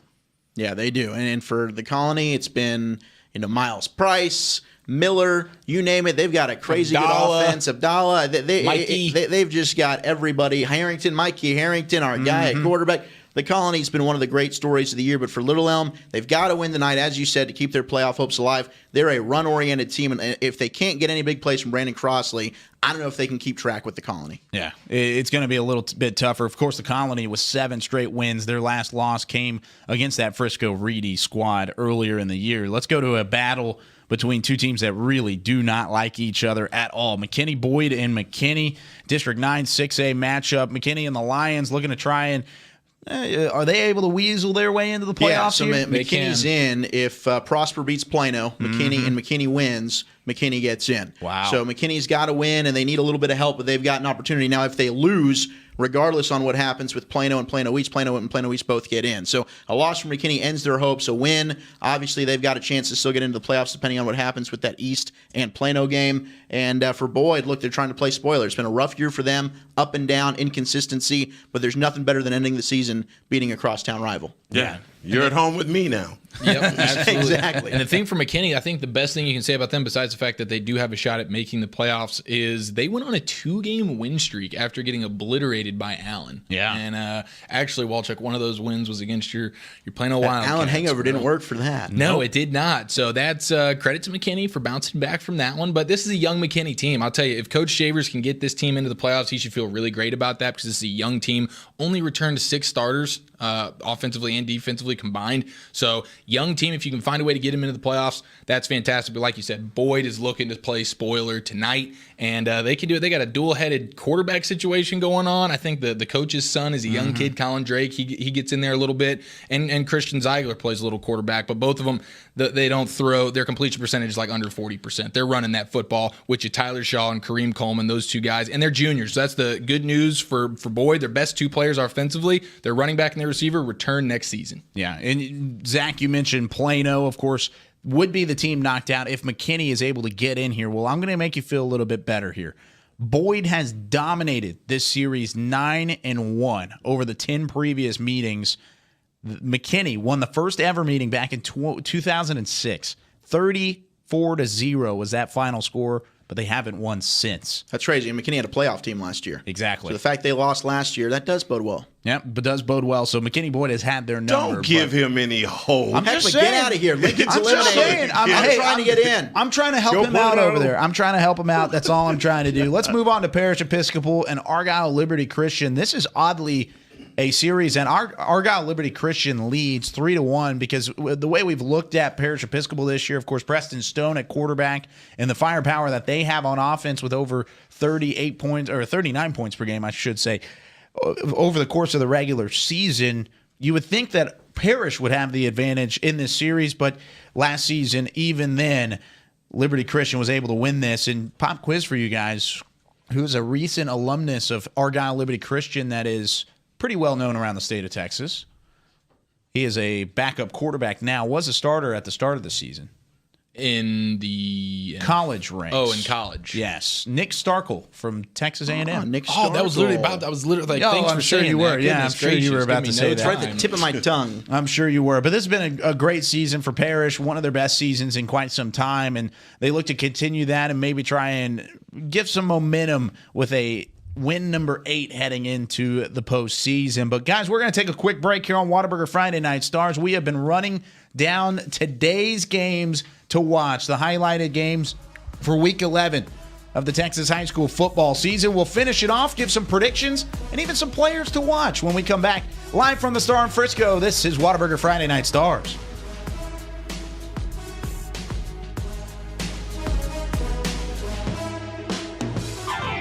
Nothing works up my thirst for an ice-cold Pepsi Cola like getting buckets. Whether I'm breaking ankles or breaking hearts, Hey, Drew. it always brings the refreshment, and I've been drinking it a long time. Drew, how old are you anyway, man? Doesn't matter. Uncle Drew, in theaters, June 29th. Future tastes good.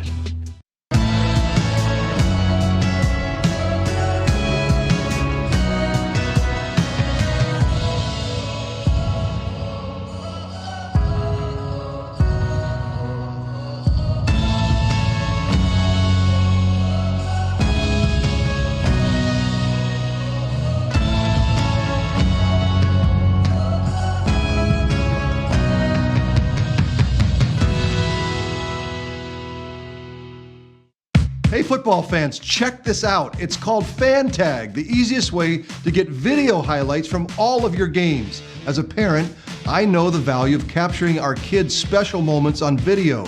FanTag makes it easy to relive a memory or share it with family, friends, and recruiters. Download the FanTag app, and on game day, find your event and get instant highlights delivered right to your phone. So never miss a moment. Try FanTag today. It's free.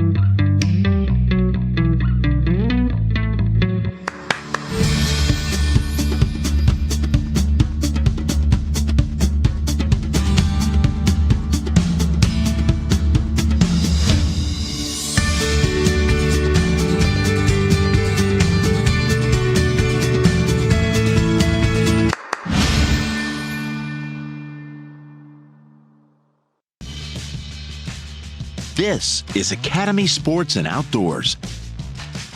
We offer a huge sports and outdoors selection of top name brand gear like you've never seen. All at low prices like you've never seen.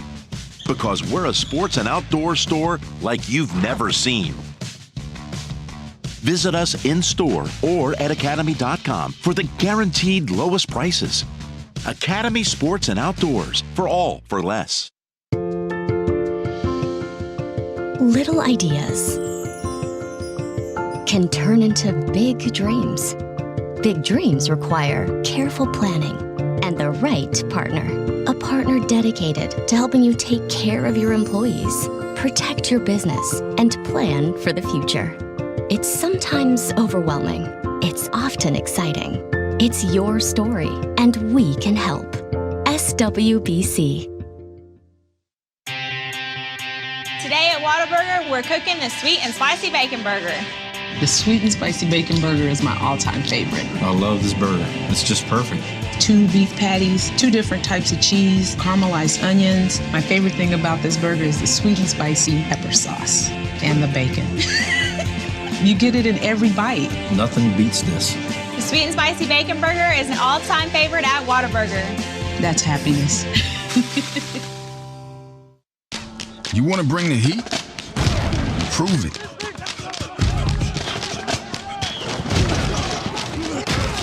Carbs to help fuel muscles. And electrolytes to help replace what you lose in sweat.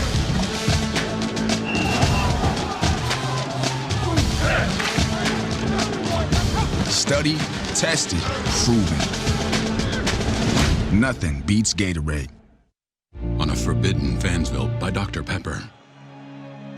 Ramon, we can't. But Julia, We're rivals. I can love you and still hate your overrated school. We have two different defensive philosophies. You're a base 4-3 cover 2, and I'm an aggressive 3-4 with press coverage. I get it, but we both love Dr. Pepper. Oh, Ramon. Touchdown, State! Yes! In your face! Dr. Pepper, the official drink of Fansville.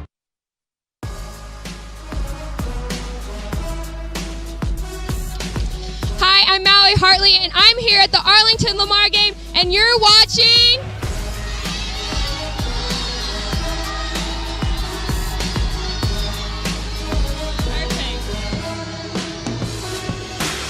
Back here for Whataburger Friday Night Stars. Gotta love it. The That is excitement awesome. around what was Thursday night football. That was last night at the Arlington versus Arlington Lamar game. And that was cool for Mallory. She's an Arlington grad. And so she got to go watch that's awesome. her Colts win a 10-0 perfect season district title. Just pretty impressive from Arlington Colts. We talked about that a little bit earlier. But we've got a lot of games still to get to here on this Friday final regular season Friday of the regular season. And oh man, it's been a lot of fun for Texas high school football. Let's look at Princeton and Frisco Reedy. And Frisco Reedy, we've kind of alluded to them a little bit throughout the show. 7-0 in district. They have just been running through people. Really, Lovejoy, who's the second place team in that district right now, ended up being 51-0 in that game, and now Princeton's got a chance to see exactly what all the hype's all about here. Hey guys, I got one name. We talk about him every week. What's his name? Bosky.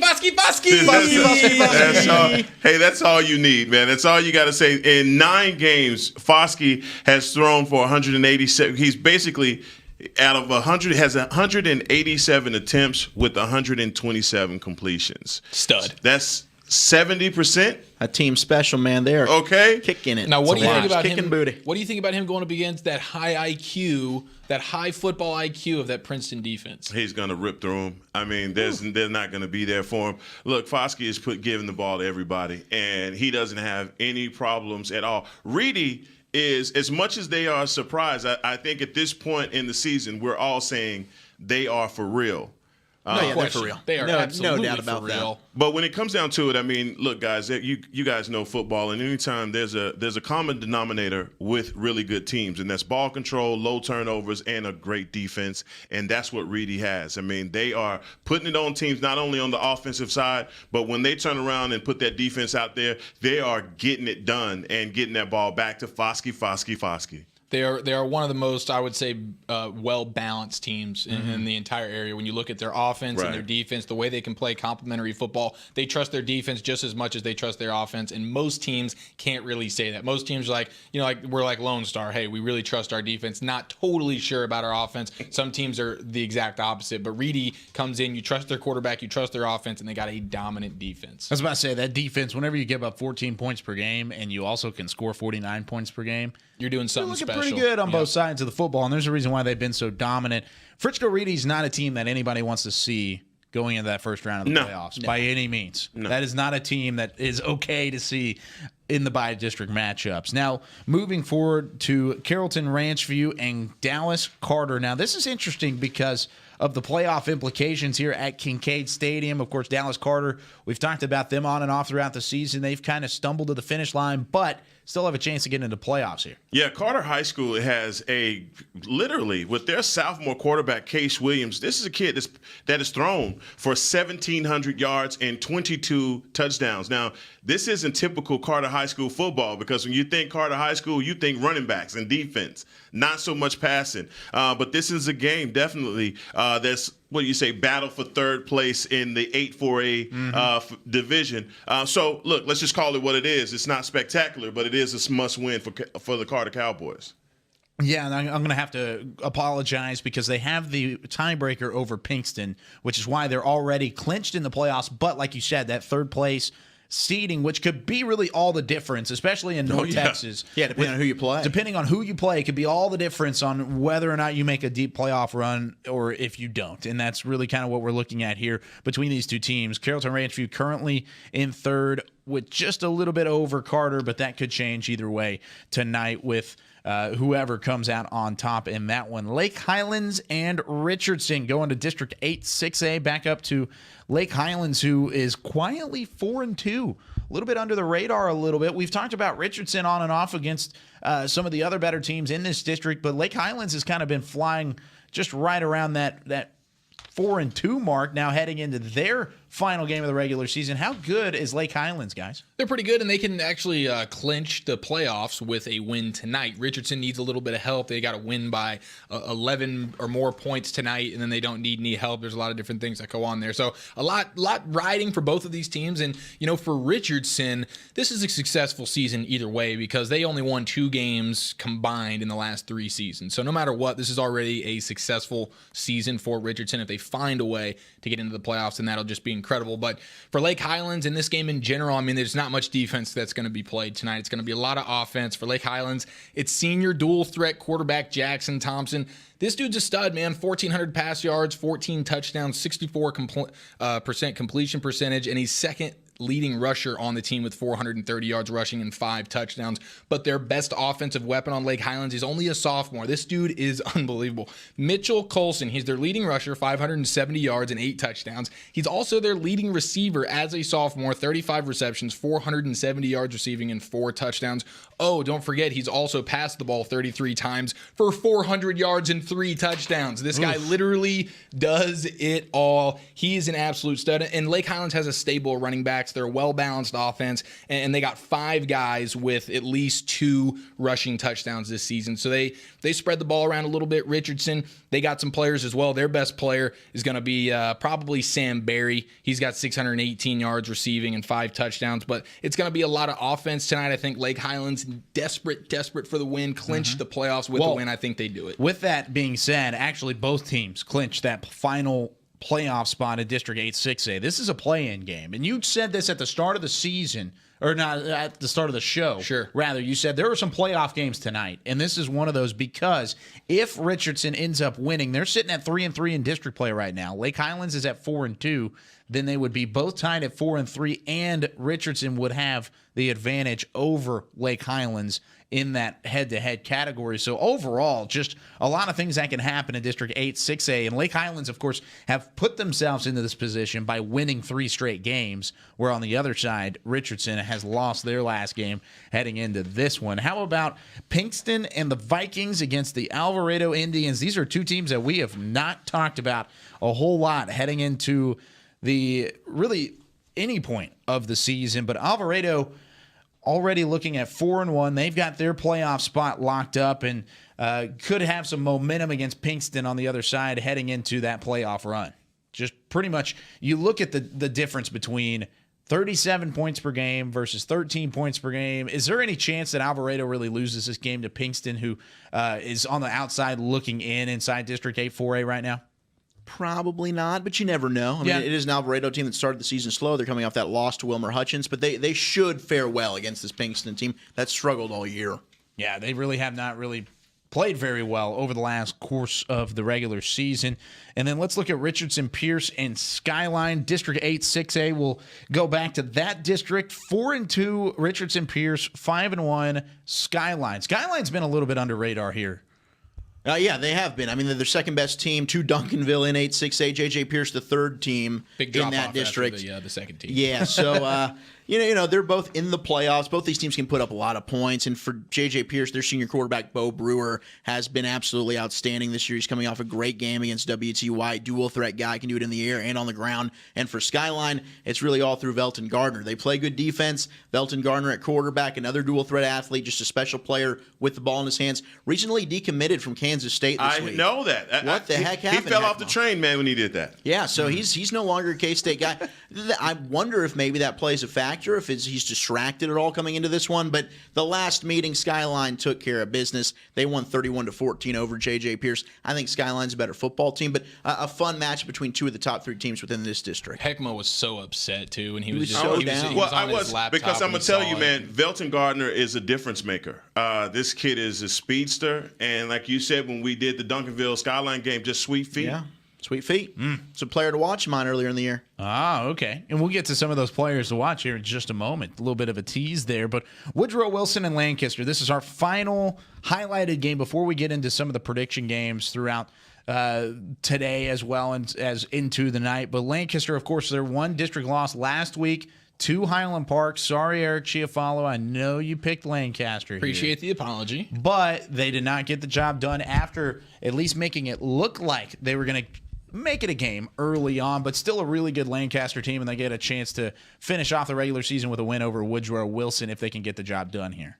Yeah, I think they got too many athletes for Lancaster for Woodrow Wilson to compete with them. It's a shame that Lancaster, their quarterback kind of holds them back just a little bit because they got athletes galore on that offense and no one to really get it to them, but they should have no problem with Woodrow Wilson tonight. Yeah, Wilson, actually not that bad. They're the number 5 team in that District 5-6A. Lancaster sitting at number 2 spot. However, if they do end up losing, they would fall to the 3 seed in that district, which would then be taken over by Mansfield Legacy, who we talked about earlier in the season, but without Jalen Catalon, still playing pretty well with Mansfield Legacy, just not up there with the Highland Parks and the Lancasters in that regard. But with that being said, guys, let's go into some of these players to watch. And Zach, you just mentioned one of your former players to watch, and we like to do this every week here on Whataburger Friday Night Stars, just in case this might be your first time watching, whether it's on Twitter, Facebook, whatever you're watching. It could be Vimeo, YouTube, yeah, all whatever. over the place. If it's your first time watching, we like to give 3 players. Eric gives a player, Zach gives a player, and Heckma as well.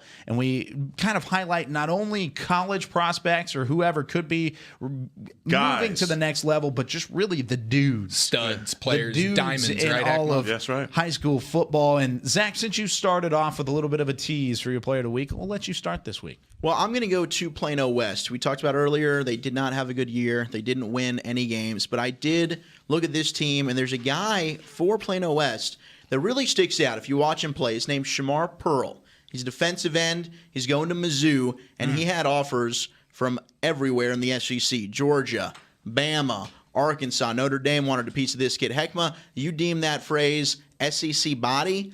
This dude has an SEC body, man. He's got freakishly long arms. They play him down as a defensive end. He can line up, kind of play that slot, and then come in and blitz. He does a great job of crashing down the line of scrimmage in run defense. So, this kid, Shamar Pearl, for a team that doesn't have a lot of talent, they've got an outstanding defensive end, and they've had a history. Jackson Jeffcoat, who went on to Texas, played at Plano West. They've got some decent talent on that defensive side of the ball. Shamar Pearl, high motor dude, really, really fine athlete, but I think it's his length and his body type. I think potential is the big word for this kid. I think he wasn't necessarily coached up to be as good as he possibly could have been. He played for a poor team, but now going to Missouri, I think he's going to have the ability to put on some weight, really fill out that frame. He's going to be a difference-making player at the next level. Yeah, 6'4", 220. He sticks out like a sore thumb on that Plano West team. Oh, I guarantee it, dude. Just a bunch of like C team guys out there amongst that stud. And pass rushing wise, I mean, is that you like what you've seen? That's the thing with him. He's just so freakishly big and talented, and he does a great job of using his length to wreak havoc.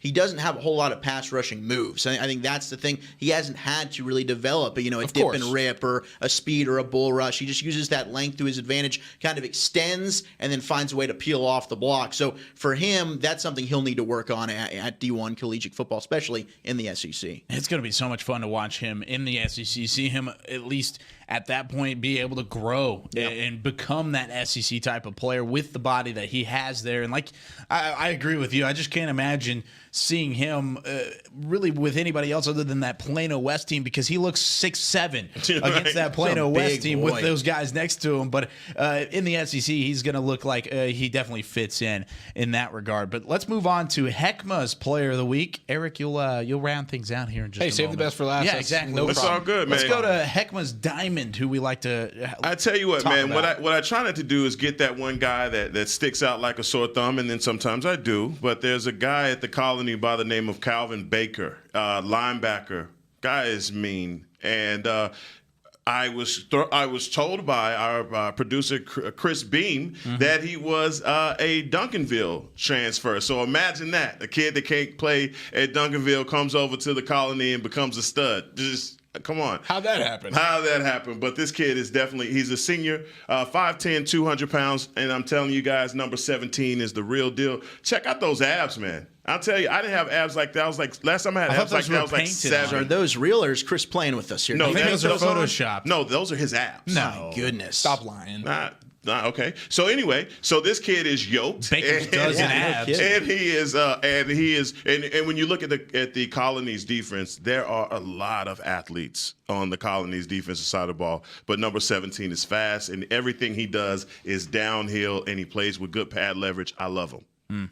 5'10", 200 pounds. He's just built like an absolute rock. Yeah, I was about to say, if you flick him, you might hurt your hand a little bit. Oh, you definitely have to break a finger. Shudder back a little bit more. Gosh, those abs were amazing. I had to figure out his regimen, get his diet. It looks like he just had cupcakes just sitting out because his last name Baker. But I don't know. They were really stale cupcakes. The most stale cupcakes you've ever seen. Yeah, there you go. Okay, Eric. Before we get a little bit too off track, let's go to your player of the week. Listen, I love talking cupcakes, but Donovan Ollie is going to be the topic of conversation right now. He's a 3-star. He's no. He's the full kick right here. He's the whole thing. And 6'3", 205 pounds. He's a 3-star receiver. He should be a 4-star receiver if you ask me. But that's neither here nor there. Washington State Cougar commit. He's going to go play with Mike Leach at the college level. And if you know anything about Mike Leach, he said, being balanced, going 50% run and 50% pass is 50% stupid, according to Mike Leach. They want to throw it 100% of the time. Donovan Ollie's going to get a lot of opportunities out there.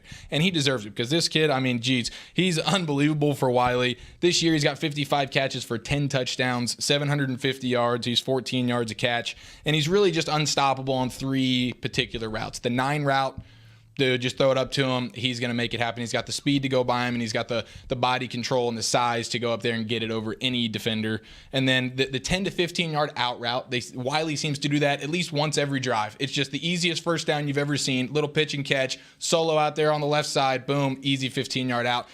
It's just unstoppable. And then the slant route.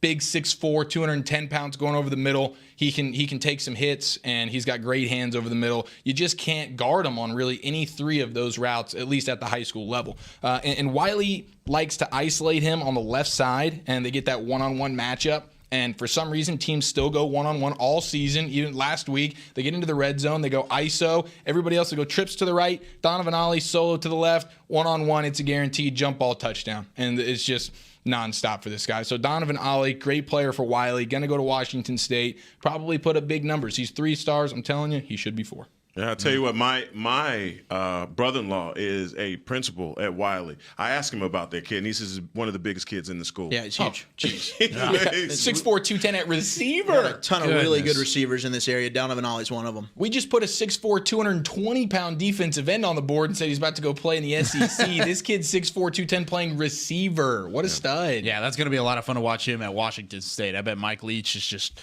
Oh, yeah, he's excited. Look at his chops. Absolutely. Oh, man, he's ready to see Ollie run free. But, guys, we're going to let you run free here in just a little bit with some predictions. But first, let's take a quick break. Just about 3 minutes or so. We'll be back in a couple minutes with some predictions for tonight's best matchups. You're watching Whataburger Friday Night Stars Week 11 edition.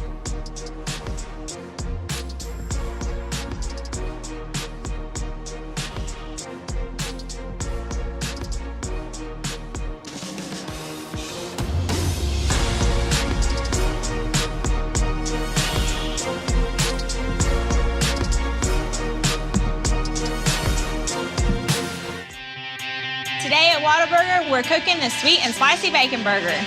The sweet and spicy bacon burger is my all-time favorite. I love this burger. It's just perfect.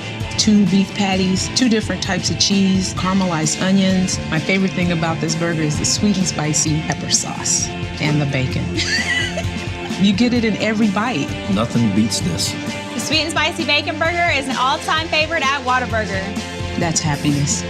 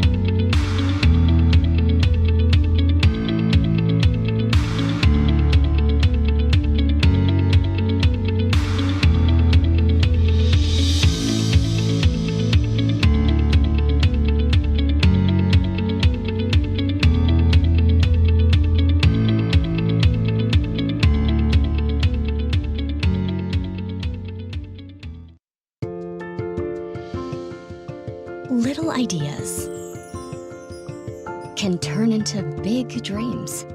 Big dreams require careful planning and the right partner. A partner dedicated to helping you take care of your employees, protect your business, and plan for the future. It's sometimes overwhelming. It's often exciting. It's your story, and we can help. SWBC. You want to bring the heat? Prove it.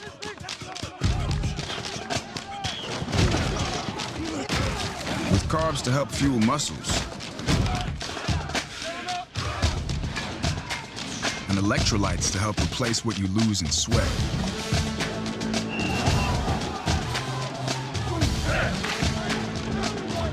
Studied, tested, proven. Nothing beats Gatorade. On a forbidden Fansville by Dr. Pepper. Ramon, we can't. But Julia, We're rivals. I can love you and still hate your overrated school. We have two different defensive philosophies. You're a base 4-3 cover 2, and I'm an aggressive 3-4 with press coverage. I get it, but we both love Dr. Pepper. Oh, Ramon. Touchdown, State! Yes! In your face! Dr. Pepper, the official drink of Fansville.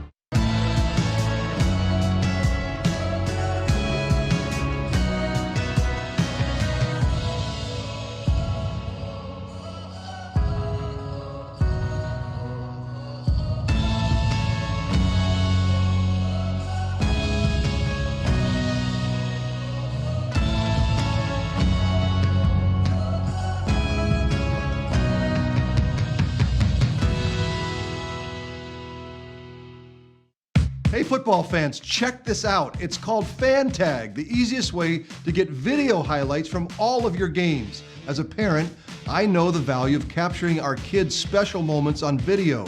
FanTag makes it easy to relive a memory or share it with family, friends, and recruiters. Download the FanTag app, and on game day, find your event and get instant highlights delivered right to your phone. So never miss a moment. Try FanTag today. It's free. This is Academy Sports and Outdoors. We offer a huge sports and outdoors selection of top name brand gear like you've never seen. All at low prices like you've never seen. Because we're a sports and outdoor store like you've never seen. Visit us in store or at academy.com for the guaranteed lowest prices. Academy Sports and Outdoors, for all for less. In a world where a young family embarks on an incredible journey, a son gets lost in an epic film. A father wills his team to victory, while a mother tries to talk to her daughter, who is posting online at a rate she has never seen. Until now. With high-speed Wi-Fi, free live TV and movies, there's something for everyone. Download the American app, and the best in entertainment travels with you. Slow and steady. Looking into the Ford Center here, Whataburger Friday Night Stars, senior night across Dallas-Fort Worth. That's Frisco Heritage High School. Oh, look at the smile from the kid. Perfect timing. As, of course, the family's getting recognized. The seniors definitely deservedly so. And heck, I know you put out a tweet this week in a video talking about senior night and what that meant to you, and of course what it means to a lot of the young men around the North Texas and Texas high school football scene. Yeah, I tell you what, man, the irony of it for a lot of these kids tonight and this weekend is it's going to be your last football game. And so you got to leave all of it on the field, because when you look back over it, you want to be able to say to yourself, I put it all on the field. I did everything I could. I left my mark on my program, and that's what a lot of guys are playing for. There are also a lot of kids that will have to go and walk on to programs, and so that may not be something that they want to do, but tonight is the night that they get to cement their legacy. Amen, Dad. It's the best memories you'll ever have, boys. Go out there and live them up. A lot of fun. Senior night's, of course, very emotional. It's a bittersweet feeling, absolutely, of course, because you like the recognition. You like to know that you've done a job well done throughout your years, but you do know it is coming to an end. But as our regular season comes to an end, our predictions do not. And we've got a rivalry brewing on the far side of the table between Heckma Harrison and Zach Wolchuk, tied up atop the leaderboard, followed by me. I'm 3 games back because I got a couple games to go my way last week. And then Eric is 5 games back at the moment. I thought it was 500, so that's actually better than I was thinking. Yeah, you were not 500. You've made up some ground. I think he had. I think last week, because you guys kind of traded blows, I think he ended up gaining a game last week. But guys, let's get into this real quickly. Man, we've got 10 minutes to get to about 8 games. Let's go. Argyle, Salina. Let's start off with Argyle and the Eagles. Of course, they haven't lost a regular season game since 2015 when Salina beat them. Does that happen again tonight? Heckma, we'll start with you. Bo Huggaboom. Argyle. Yeah, Argyle's the better team. We talked about it earlier. I thought Salina maybe preseason this would be a one to circle. Argyle with the win. Despite Kenny Chesney performing at halftime to really ignite that Salina crowd, that's going to be a great performance. I'm going to go ahead and take Argyle. Yeah, I'm excited for that one too. Okay, I'm going to take Argyle as well. I thought maybe somebody might take a chance and take Salina here, but I think the smart move is to take Argyle. Prestonwood Christian Academy hosting Bishop Dunn. Prestonwood, of course, we heard from them earlier, coaches, players. Also heard about their loss last week to Bishop Lynch. Now Bishop Dunn, of course, another good team inside that district. Is Prestonwood able to rebound this week, Eric? I think they are. I was there this week. Their practice looked sharp. They were energized. They were excited. They coming off their first loss of the season to Lynch. They're coming in, district title on the line against a Dunn defense that is tops in taps. It's going to be a heck of a game, and I think Prestonwood makes enough plays offensively to go ahead and win it. Zach? Look, Bishop Dunn, they're riding hot 3-game winning streak. They beat Bishop Lynch, a team that beat PCA, but PCA, they've got a winning culture, defending state champions. They're at home. I'm going with PCA over Dunn tonight, but it's going to be a close one. I'm going Dunn. Wow. Going to go with Bishop Dunn here. Going with Bishop Dunn. I know they are 3-0 in district play, so there we go. We got our difference. Yeah, there's a game that's going to be. We got a lot of difference coming. Oh, perfect. Have you been looking at my sheet? I have not. You challenging him to not go chalk just made him not go chalk. Is PCA the favorite there? I'm pretty sure PCA. All right, well, at home. Hey, round of applause. Heckman didn't pick chalk, guys. Man, this is a big moment on the show. Hey, it only took 10 weeks, man. This is a beautiful thing. Step in the right things direction. that I cannot do on air right now. Let's go to one of the more interesting games, and I'm interested to see what you guys think about this. San Angelo Central hosting Haltom. Of course, Haltom undefeated on the season. San Angelo Central's been a power for the past decade, or what it seems like, in San Angelo Central. And Zach, we'll start with you on this one. Well, Haltom's playing for their first undefeated season since 1997. I mean, It's been an incredible year for them. We know about Michael Black. He's outstanding. But San Angelo Central's a team that rarely loses at home, although they did lose to Trinity earlier in the year, but they've won 31 of 33 home games. Sophomore Malachi Brown at quarterback's been having an outstanding season, not only through the air, but on the ground as well. My heart is with Haltom, though. Yeah, as I could see San Angelo Central winning this game, I'm pulling for the undefeated season for Haltom. I'm pulling for Michael Black. I want him to bring it back to the area. I'm going with Haltom here. Heckma. I'm going Haltom also. So, I thought he was going to do it, but he didn't. So, yeah, I'm going Haltom. Give me San Angelo at home. Give me San Angelo at home. I like it. Not a bad pick, boys. Yeah, thank you. This is a district championship game. If San Angelo Central beats Haltom, they win the district. Yeah, not going to happen. Don't forget, San Angelo's quarterback was out in that loss to Trinity. He's here tonight. He is playing, and he's coming away with a victory. You guys feel bad about your picks yet? No. Okay. Just wanted to make sure. We'll give him a couple hours. Louisville at Flower Mound Marcus, the Battle of the Axe. We'll talk about this game in length later with Nick Nepic and, of course, really throughout the night because this is going to be a monster of a football game. Louisville 5-1 in the district. Marcus has kind of been disappointing. And Heckma, we'll start with you. I tell you what, man, Flower Mound Marcus has been up and down all season. Marcel Brooks, they don't know if they want to play him on defense. They want to play him on offense.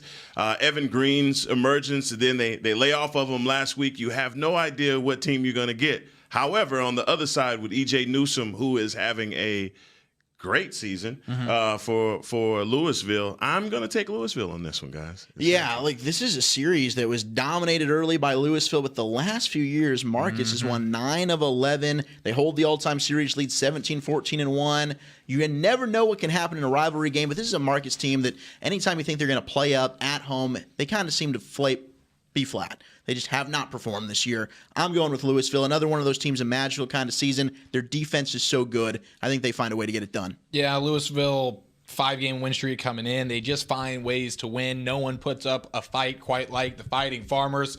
I'll take Louisville.